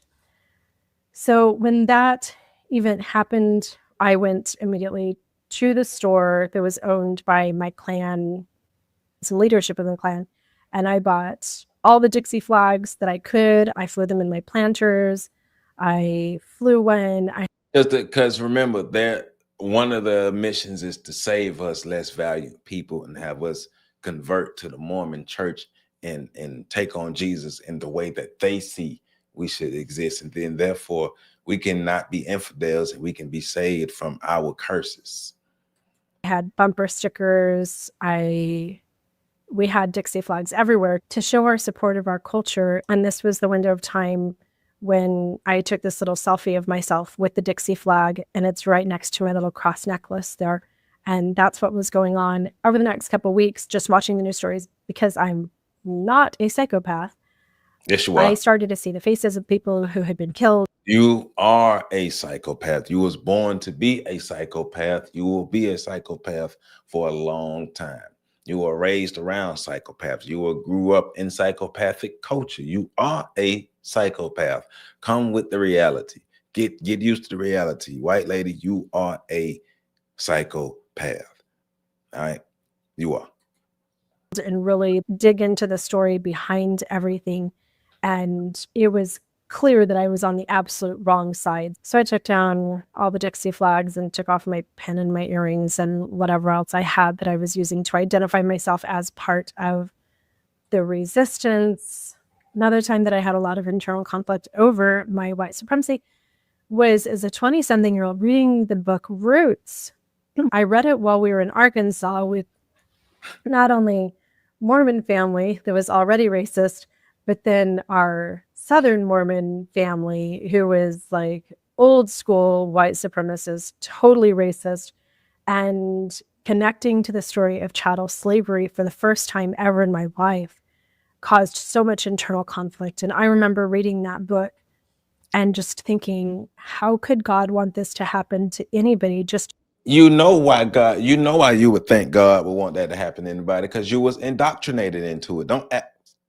So now you're gonna play stupid like you don't understand the ideologies of why you grew up thinking God. Because you said it in the beginning of the video. You said it. You already said it. So you know why you believe that God will inflict suffering on people like that. Come on, man. because Cain in the Garden of Eden did this and whatever, like, how could a God want anyone to go through this? Roots caused a lot of internal conflict for me. Then I fell in love with Oprah, and she was. I'm sorry. I messed up. She told me she fell in love with Oprah. The place, not that I had put him in, but that's where God had put him. If they'd been more Mormon friendly, I don't know. Oprah and Cain in the Garden of Eden did this and whatever, like, how could a God want anyone to go through this? Roots caused a lot of internal conflict for me. Then I fell in love with Oprah, and Go to hell, white girl. Go to hell right the hell now. Go to hell to right the hell now, white girl. So let me get this straight. So you starting to see the world through a different lens because you watch Roots and you started watching Oprah. Okay. All right, cool. Hold up. Yeah. Let's let this. she was like such a guide to me, and she helped me understand my life and the world in so many different ways. But Oprah, one day, just a few years into her show, had a gay couple on, and I would boycott Oprah for the next like 5 years. I actually had like a little watchdog group of moms where we boycotted certain movies and music groups and things like that. And I even made like a little flyer on Canva. It was called Nopra. No Oprah, no. Man, this white girl tripping. This white girl wild talking about Oprah. Man, you don't like black people, white girl. Talking about Oprah. Man, right. Come on, Oprah guided you to having internal conflicts. And I like black people now because but then you boycott Oprah because the gay people. All right. Hey, Joseph, just read out Matthew and break it down. We're going to come back to that. We'll come back to that. Yeah. Oprah led me to see the light. And now I love black people because I like Oprah. Go to hell, white girl. Oprah. And I had this feeling of, I trusted Oprah, but no, she was evil. So, man, that battle of good and evil. She's stupid. So she's stupid. I get it now. She believed anything anybody say to her because you believed Oprah. You don't know Oprah. You ain't never met Oprah. So you go from, hey, we as white people are superior in all ways of living in life, and everything about us is superior. But I love Oprah and I trust Oprah. Oh, but Oprah put some gay people on TV, so I don't trust Oprah no more. But what? She just so gut. She not that smart. She not that smart, and she believe anything anybody say to her. Hey, white girl, you owe me $1 million since you believe anything anybody tell you. I know I've mentioned in other videos that I did vote for Barack Obama privately. Nobody ever knew that I had done that. Oh shit. She voted for Barack. She really do love us. She voted for Barack Obama on the low. Oh my God, she really do love us. Not voted for Barack Obama. Oh my God, she voted for a person of color. Oh my God, she loves us now. And I was a huge Obama fan. I had to pretend like I wasn't on the outside. He was so inspiring. He had me from the Democratic National Convention. I was this alt-right, Mormon, Christian nationalist, white supremacist, and I voted for Barack Obama. But I justified that because he was half white. So I think that's about my limit for explaining white supremacy this morning. So let me segue into.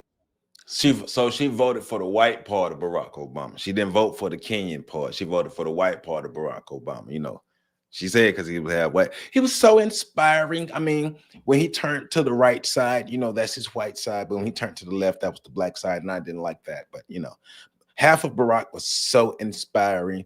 White girl, we don't believe you. When white people refine themselves, they're like the coach that doesn't need to wear the official team uniform on the field. Just know the rules and plays, the objective to stay in your position. Right. If I was an idiot, I'd call her impressionable, but I'm not. She can jump off a cliff face first. Nosedive, face first. Go to hell, white girl. If I had a few of them tell me they voted for Obama, who gives a damn? Right. Who gives a damn that you voted for? So what does that mean? Oh, you like black people now. You down. So that means you down for us. So let's say black people going through stuff with white people. Hey, I just want you guys to know I voted for Obama. The fuck that mean? What does that mean? I don't even know why she's. But I just want to let you guys know that I voted for Barack Obama. Like, oh my God, I've made such a transition in my life. Like, oh my God, even though I didn't tell anybody else, like, oh my God, I love black people now. Go to hell, white girl. Go to hell. Go to hell. She like her people are convoluted. That's what confused black people. What up today is down tomorrow. It's the tricks. It's the tricks. They know consistently what they own, but they gonna tell us what we want to hear. Because, you know, black people, we be crazy enough to believe them. These, yeah. I'm just saying.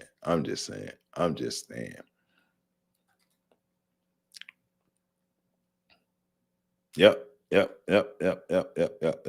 So now we're gonna get back. We're gonna learn more as she wraps her stuff up. We're gonna get to the Hodge twins making a fool out of themselves to learn more about the return to the land, white people. Why the Hodge twins out here shucking and jiving and cooning, trying to protect the white men that they love.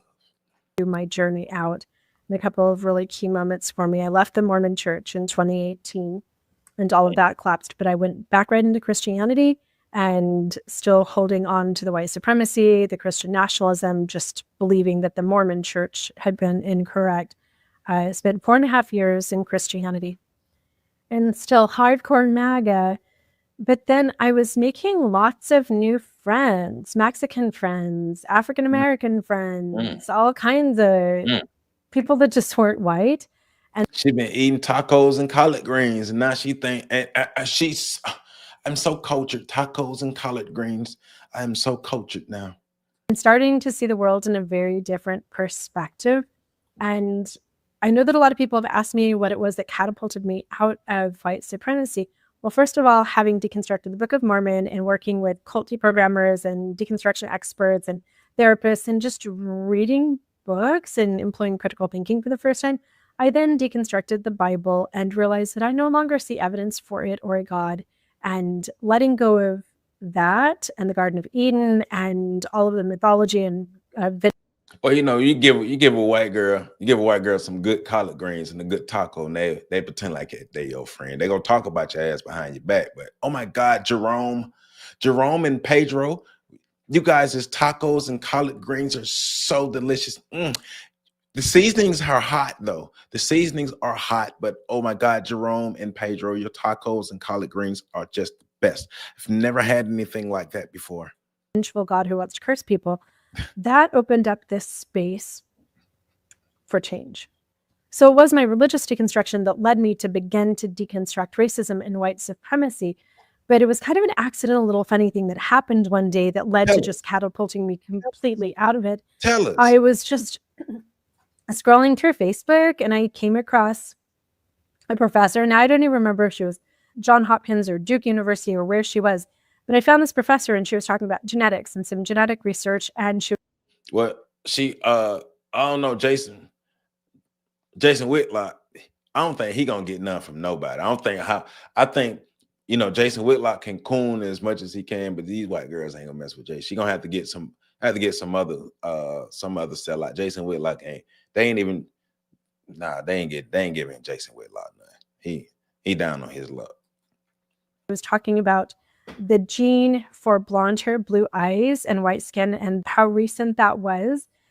I don't even know where to find her now, but it was this whole lecture series on the Fertile Crescent. Humans might. What is that on her lip? Somebody pointed it out earlier, but what is that on her lip? It just really caught my attention and I can't stop looking at it. What is that on her lip? Let me see. Make this bigger. Migrating out of the Fertile Crescent and spreading around the world. Is that an earring? Is that like a lip ring or something? What is that on her lip? Ew. And then little things like red hair and blonde hair and white skin as we migrated further north. So white. And I had this moment of shock realizing, oh, we didn't start as white children of a white God in the Garden of Eden. Humans actually started in this specific place and we were always brown. And what I am is a brand new mutation. In that moment, at age 48 years old, I realized that everything that I had been taught my whole entire life was a lie. And I had to learn to walk sideways, and here I am. Thanks for watching. Please be kind in the comments. We won't. I can already tell you right now, I'm not being kind. Like, you're not supposed to be kind to your enemies. So yeah. But now we get into the Hodge twins defending these return to the land white boys because the Hodge twins want white people to love them. Yeah, but we see that on your lip. Yeah. In my mouth. Oh yeah, and remember, so set the stage. I'm sorry. I'm glad this comment reminded me. So set the stage. Her video is tied to this video because her video explains the mindset behind these white men and how they go about living their life, how they've been shaped to live as white men in America because it's the same ideology. So yes, her video is crazy as hell, but it shapes the mindset of these white men who are returning to the land. Because of a new political and technological moment. Instead of taking to the streets, they are building. Yeah, got a new show for y'all. Got a damn good show. But before we get to this white-only show, don't forget about our new giveaway, Ford 250 King Ranch and Camper and $10,000 in cash. Get in and win. Go pick up any of my swag at officialhodgetwins.com or products or supplements. And you get automatically into the win. I'm not fearful. Wait a minute, please start the video. Does this scare you? No. Should it? I mean, if I get lost and I wind up baby. Now it's funny. He's making the joke, but it's funny. You know, the irony of, these two get lost in some kind of white settlement and white people actually string their ass up because they always caping for white people. They're always caping for white people. Both of these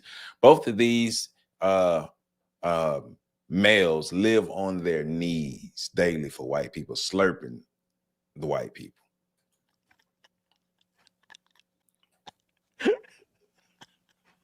Yeah. Welcome to Little Rock, where the local time is 4:27. That's funny. He landed in Little Rock. That's one of the that's got a high crime rate. Little Rock, Arkansas. Yeah. You know why, right? All right, then.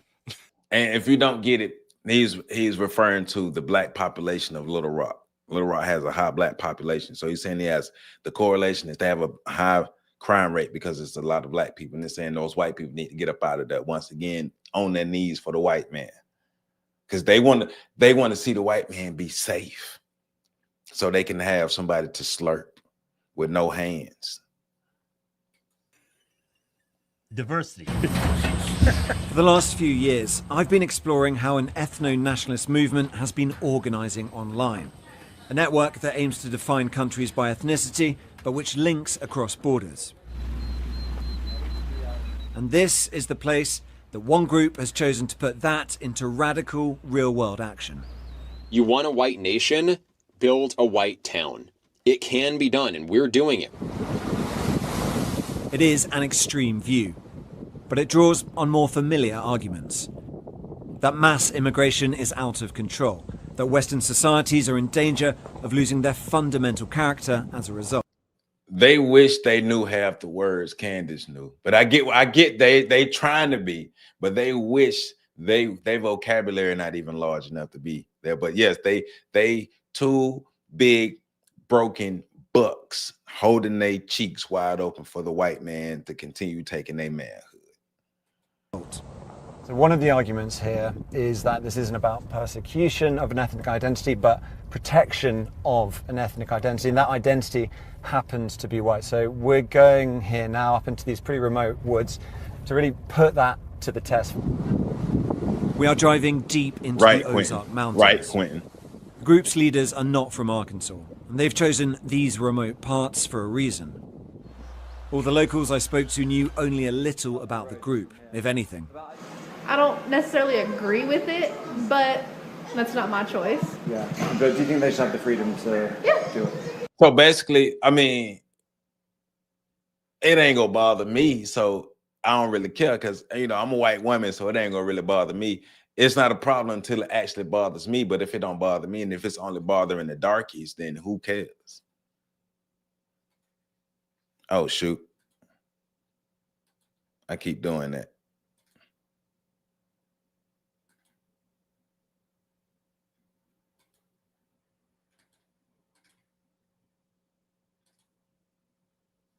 Oh, shoot, I lost my place.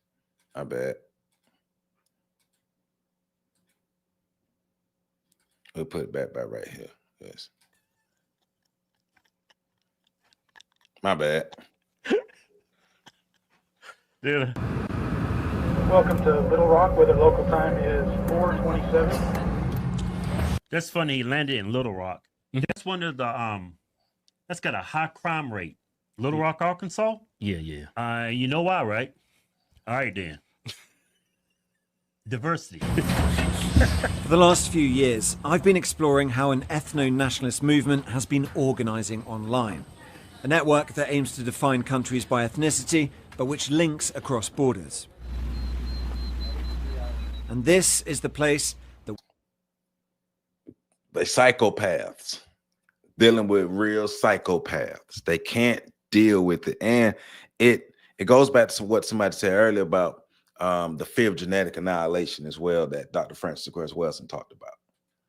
One group has chosen to put that into radical, real-world action. You want a white nation?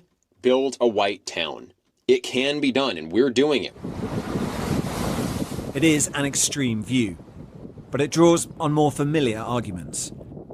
That mass immigration is out of control, that Western societies are in danger of losing their fundamental character as a result. So one of the arguments here is that this isn't about persecution of an ethnic identity, but protection of an ethnic identity, and that identity happens to be white. So we're going here now up into these... They want to protect and preserve white America. They want America to continue to be a majority white country and protect and preserve the whiteness in America. That's what they want.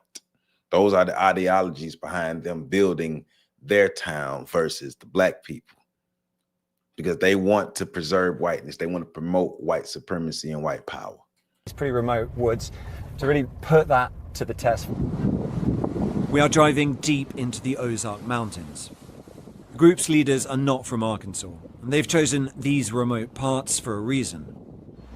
All the locals I spoke to knew only a little about the group, if anything.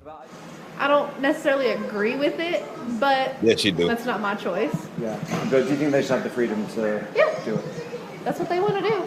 I think it's kind of a little fishy around here, but just be safe. The leader of the group is called Eric Orwell, and he's invited me to spend a few days with them. Hey, Eric. What it look like. He insists what he is doing here is entirely legal, and that's key. Because if it is, it could be a blueprint for many other communities to come. Welcome to the Ozarks.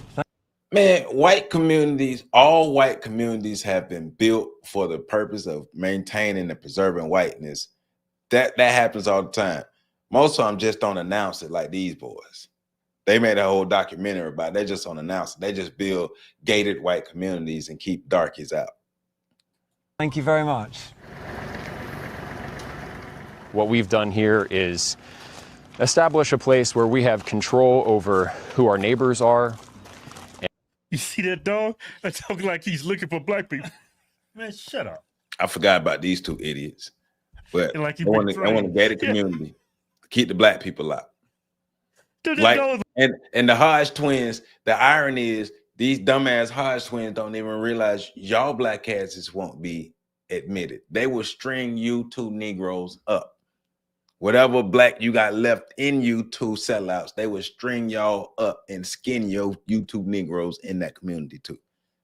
Y'all need to, y'all boys stupid. like you. I don't see it. Here, have a play this. To come. Welcome to the Ozarks. Thank you very much.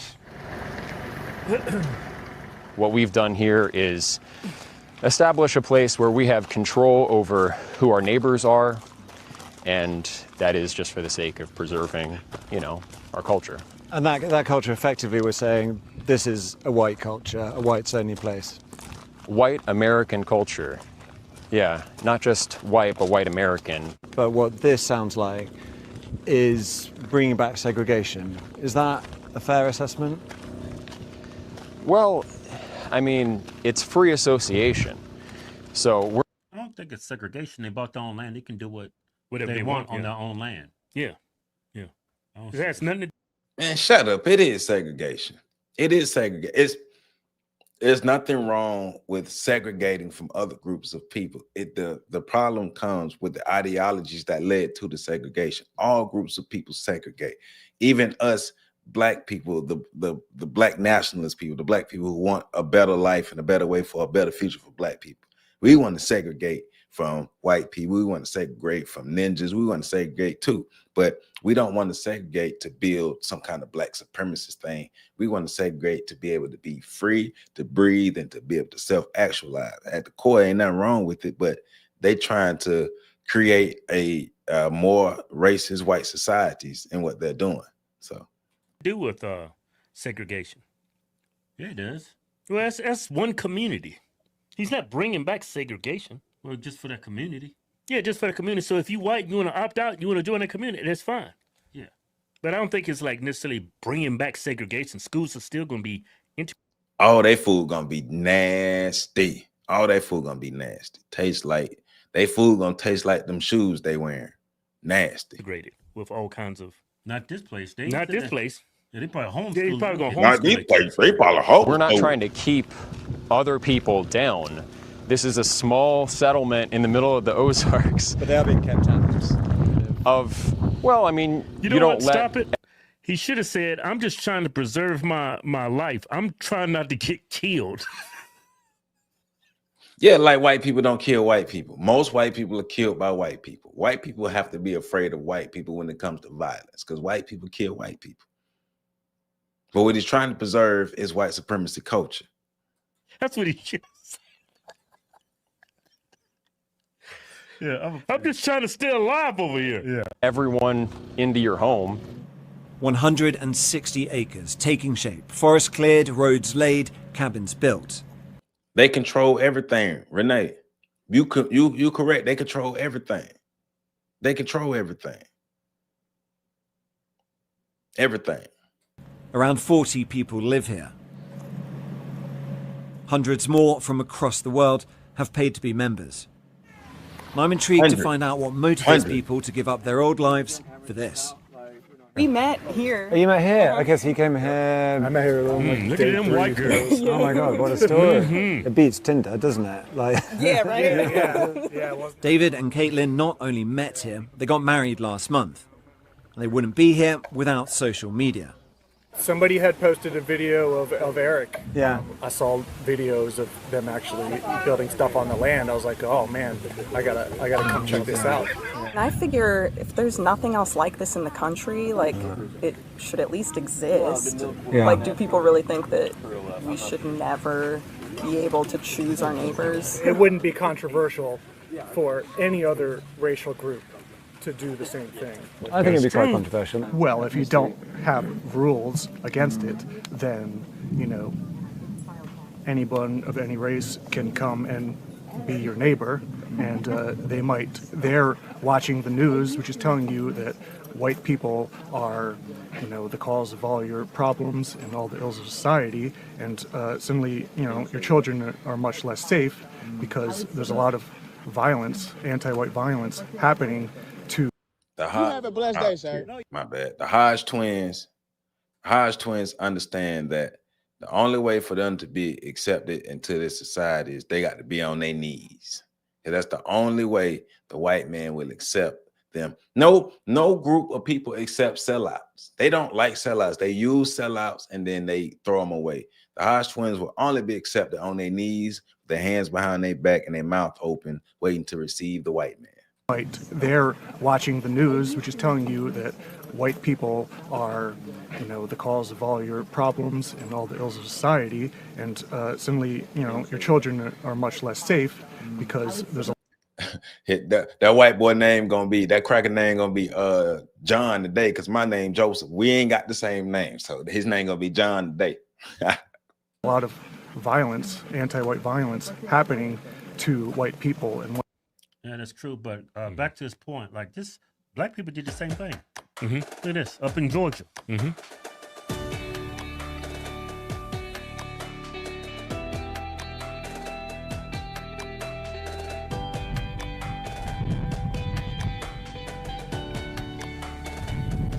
hear that? That is the sound of freedom. A lush and rugged expanse about 130 miles south of Atlanta. Just shy of 97 acres. It's undeveloped, unincorporated, and it has new owners. And see, once again, remember what they're trying to do here. They're trying to conflate the total actions, but it's the ideologies behind the actions. Because once again, like I said, any group of people that want to be amongst their own people, cool. These white people are building these white enclaves with the intent to build, raise, and maintain white supremacy, white power, which is destructive to the rest of the world. That's the problem with it. It feels amazing. It feels really amazing. I cry every time I come here. Renee Walters is one of them. She's president of the Freedom Georgia Initiative. It's a collective of 19 black families who recently bought this land. This dream all started a few weeks ago during Renee's typical morning call with her friend Ashley Scott. She said, Ashley, did you see the article about Toomsboro for sale? It turns out that the entire small town was never for sale, just a bundle of a few dozen homes and buildings.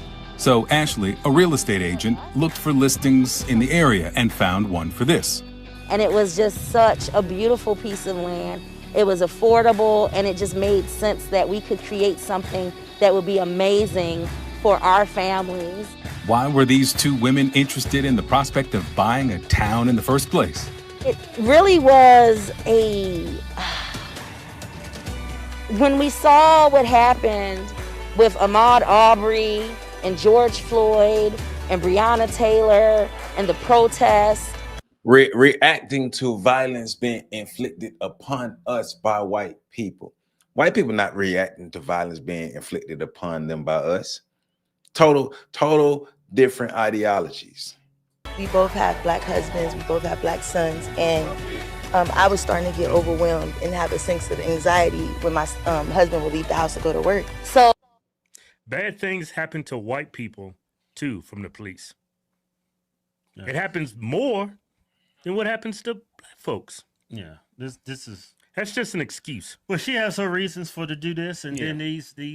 It's not the same. It's apples to oranges because we talking about historical context to this, and yeah, it's more white people in the United States. So more white people who are committing crimes, who are doing things, they're gonna get the proximity with the police. But our proximity with the police comes from historical context, the slave patrols. It's different ideologies that go with it, my brothers.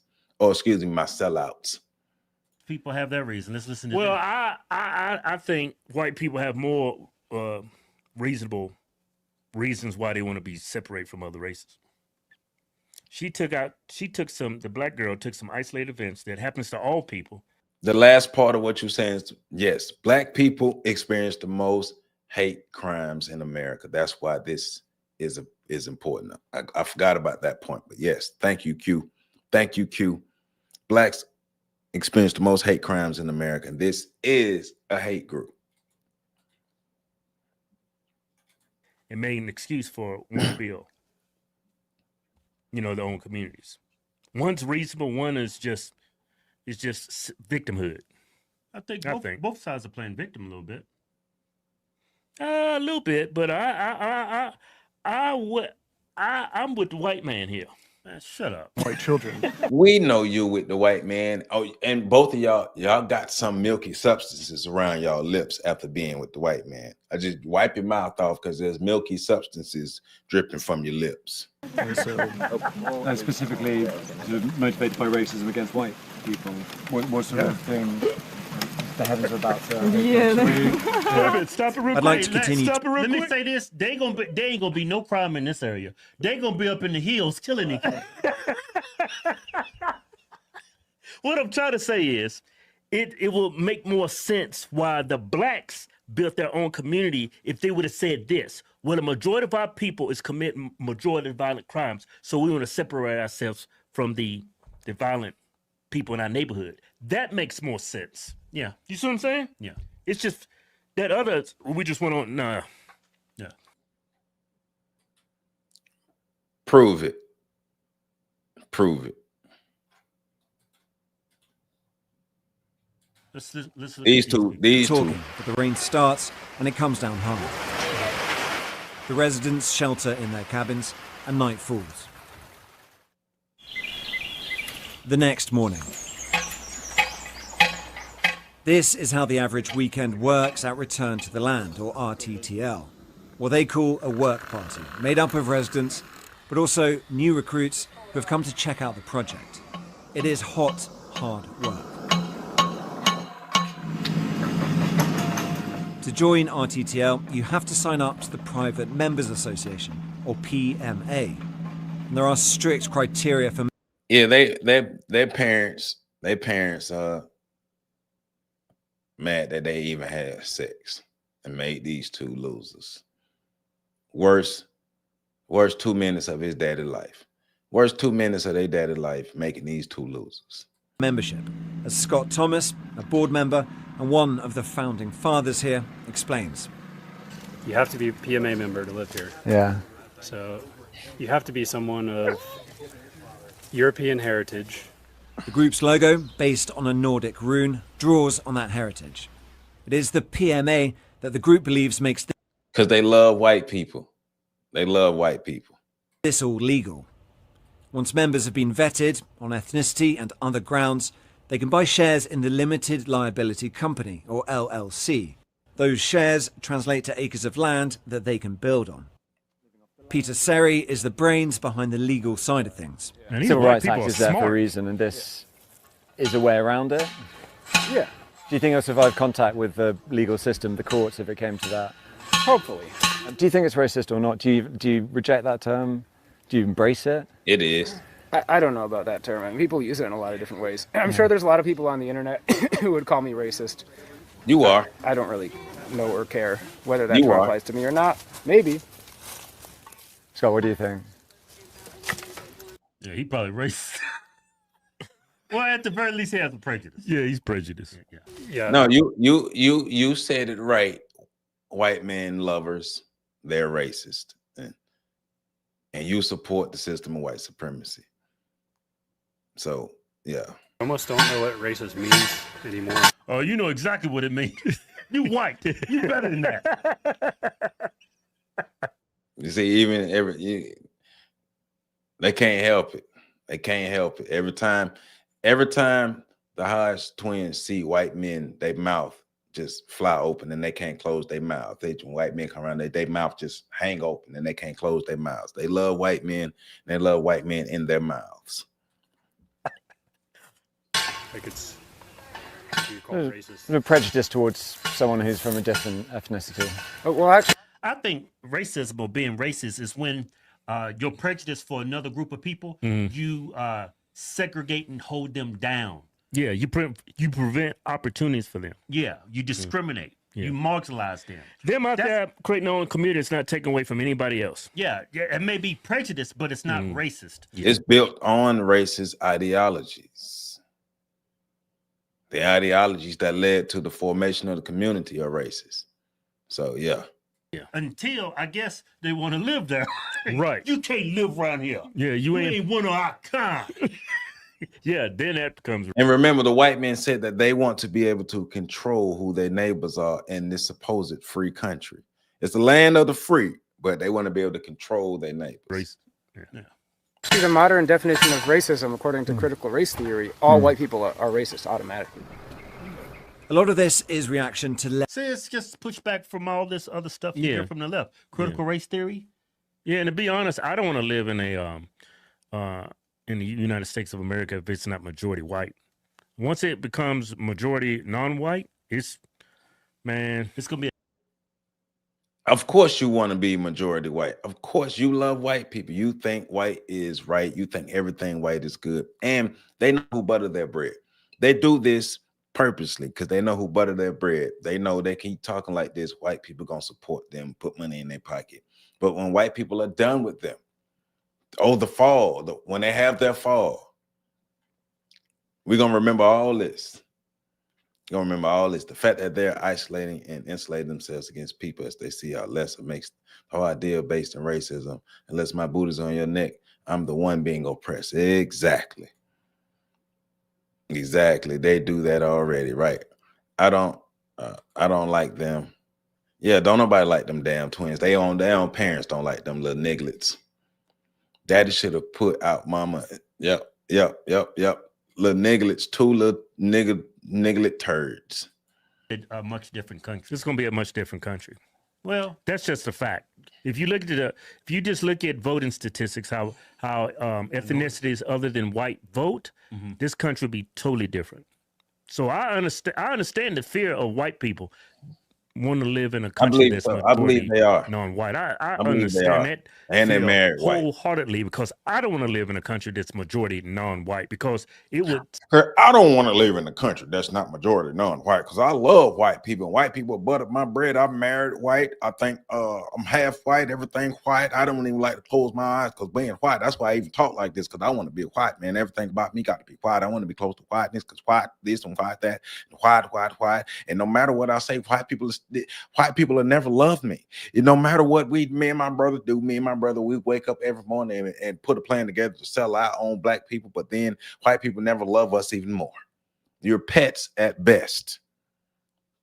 Pets at best. Hey, man. Hey, the Hodge twins, they can go to hell. They can support themselves on their way down as they fall and go to hell. Nope. But explain what you're talking about the 2020 census. Everything they say is something, right? Uncle Ruckus is their daddy. Yeah. Butter biscuit eating, tap dancing, coon skin wearing, white man butt kissing, sellout nigglets are the Hodge twins. Yep. The Hodge twins are white on the inside and waffle colored on the outside. Damn, they wish they was white. The Hodge twins are the stuff that's being described in Frantz Fanon's book, Black Skin, White Mask, that I will be reading. And you catch that video tomorrow on this YouTube channel at 1 p.m. I'm doing my reading of chapter 2, and they're explaining, because we're going over interracial relationships, but black skin, white mask are the Hodge twins. When they have their Negro, oh man, oh man, oh man. When them Oreos get twisted apart, oh man.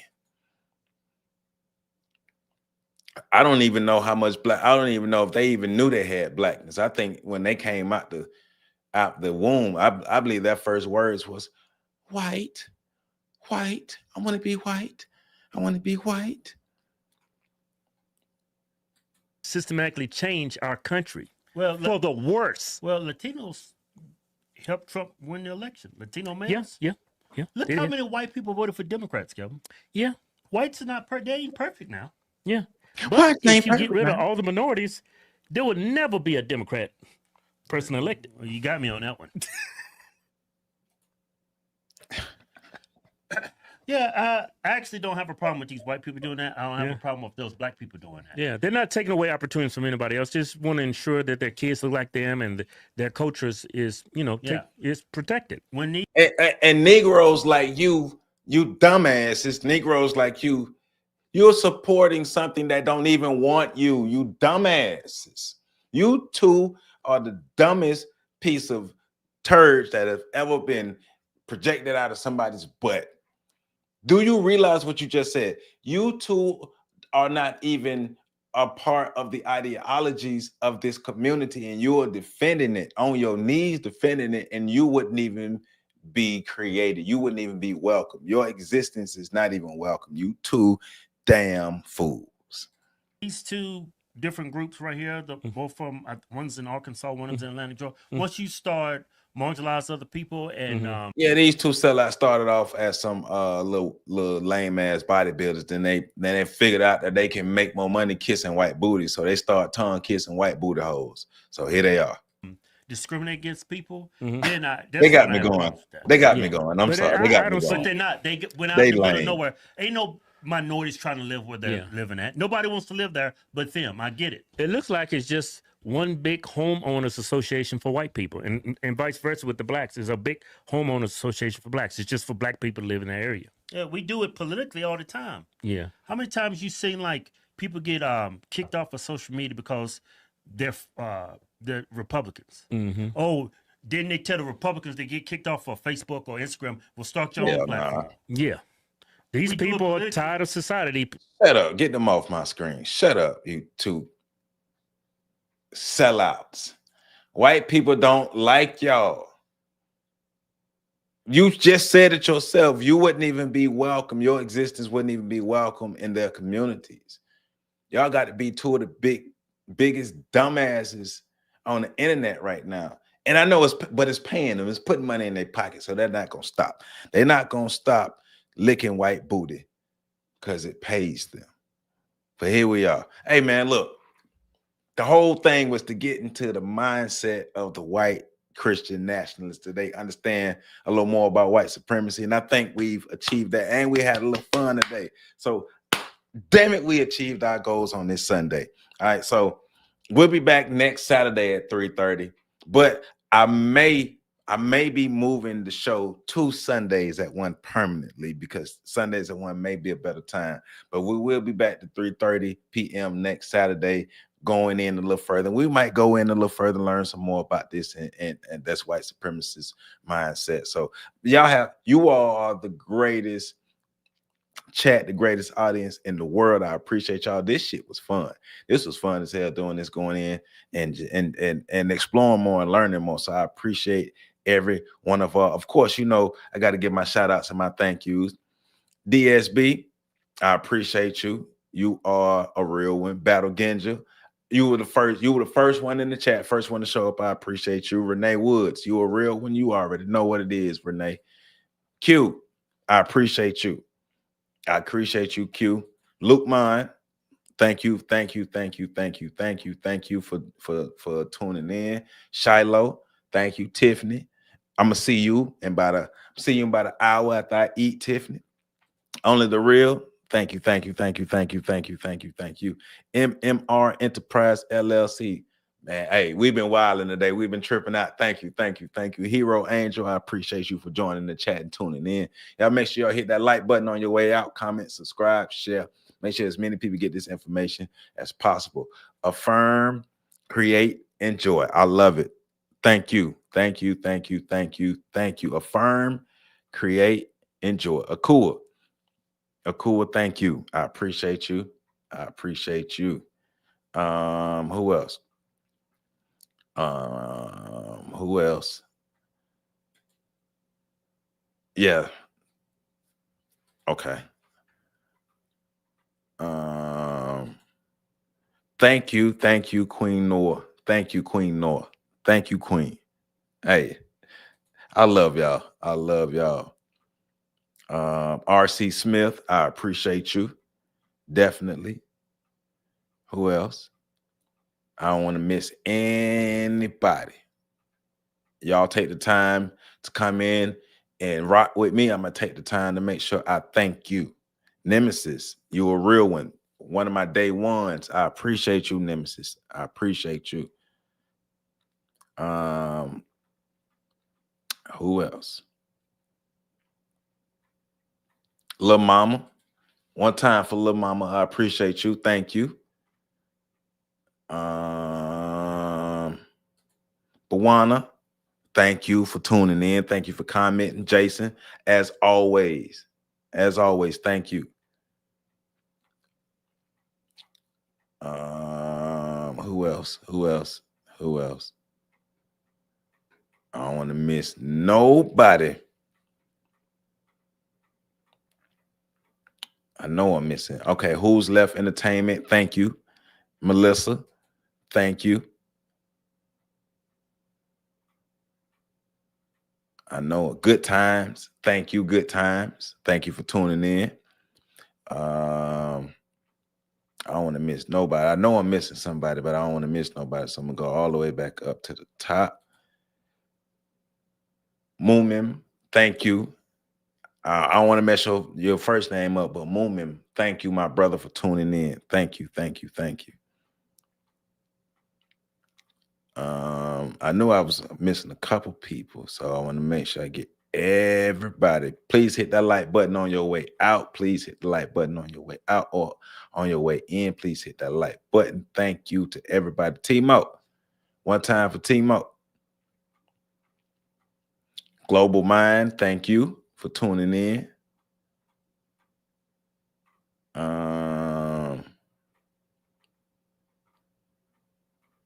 Who else?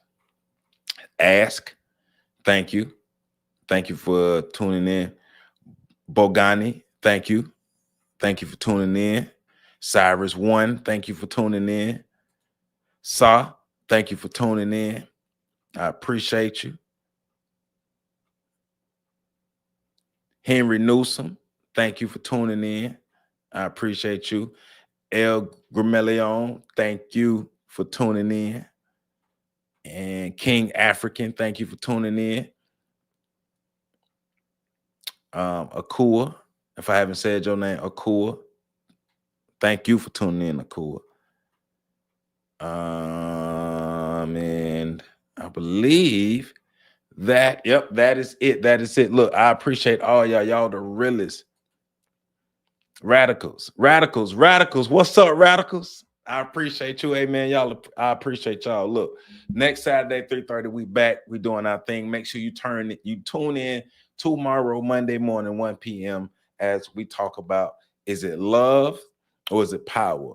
Why are Black women choosing to be with white men in the colonial white supremacist society? Because for the next 2 weeks, next Monday and the week after that, I'll be covering Black women and the interracial relationships with white men, and Black men with the interracial relationships with white women through the lens of Frantz Fanon in his book, Black Skin, White Mask, which we just covered with the Hodge twins. How are men as big as the Hodge twins? Man, because they don't have no manhood and no nuts. The white men broke them a long time ago. Y'all are the realest. I love you all. I love you all. And make sure y'all please continue to support me and tell everybody about me. And I catch y'all on the other side. Peace out. Happy Sunday. Enjoy your Sundays. Love y'all.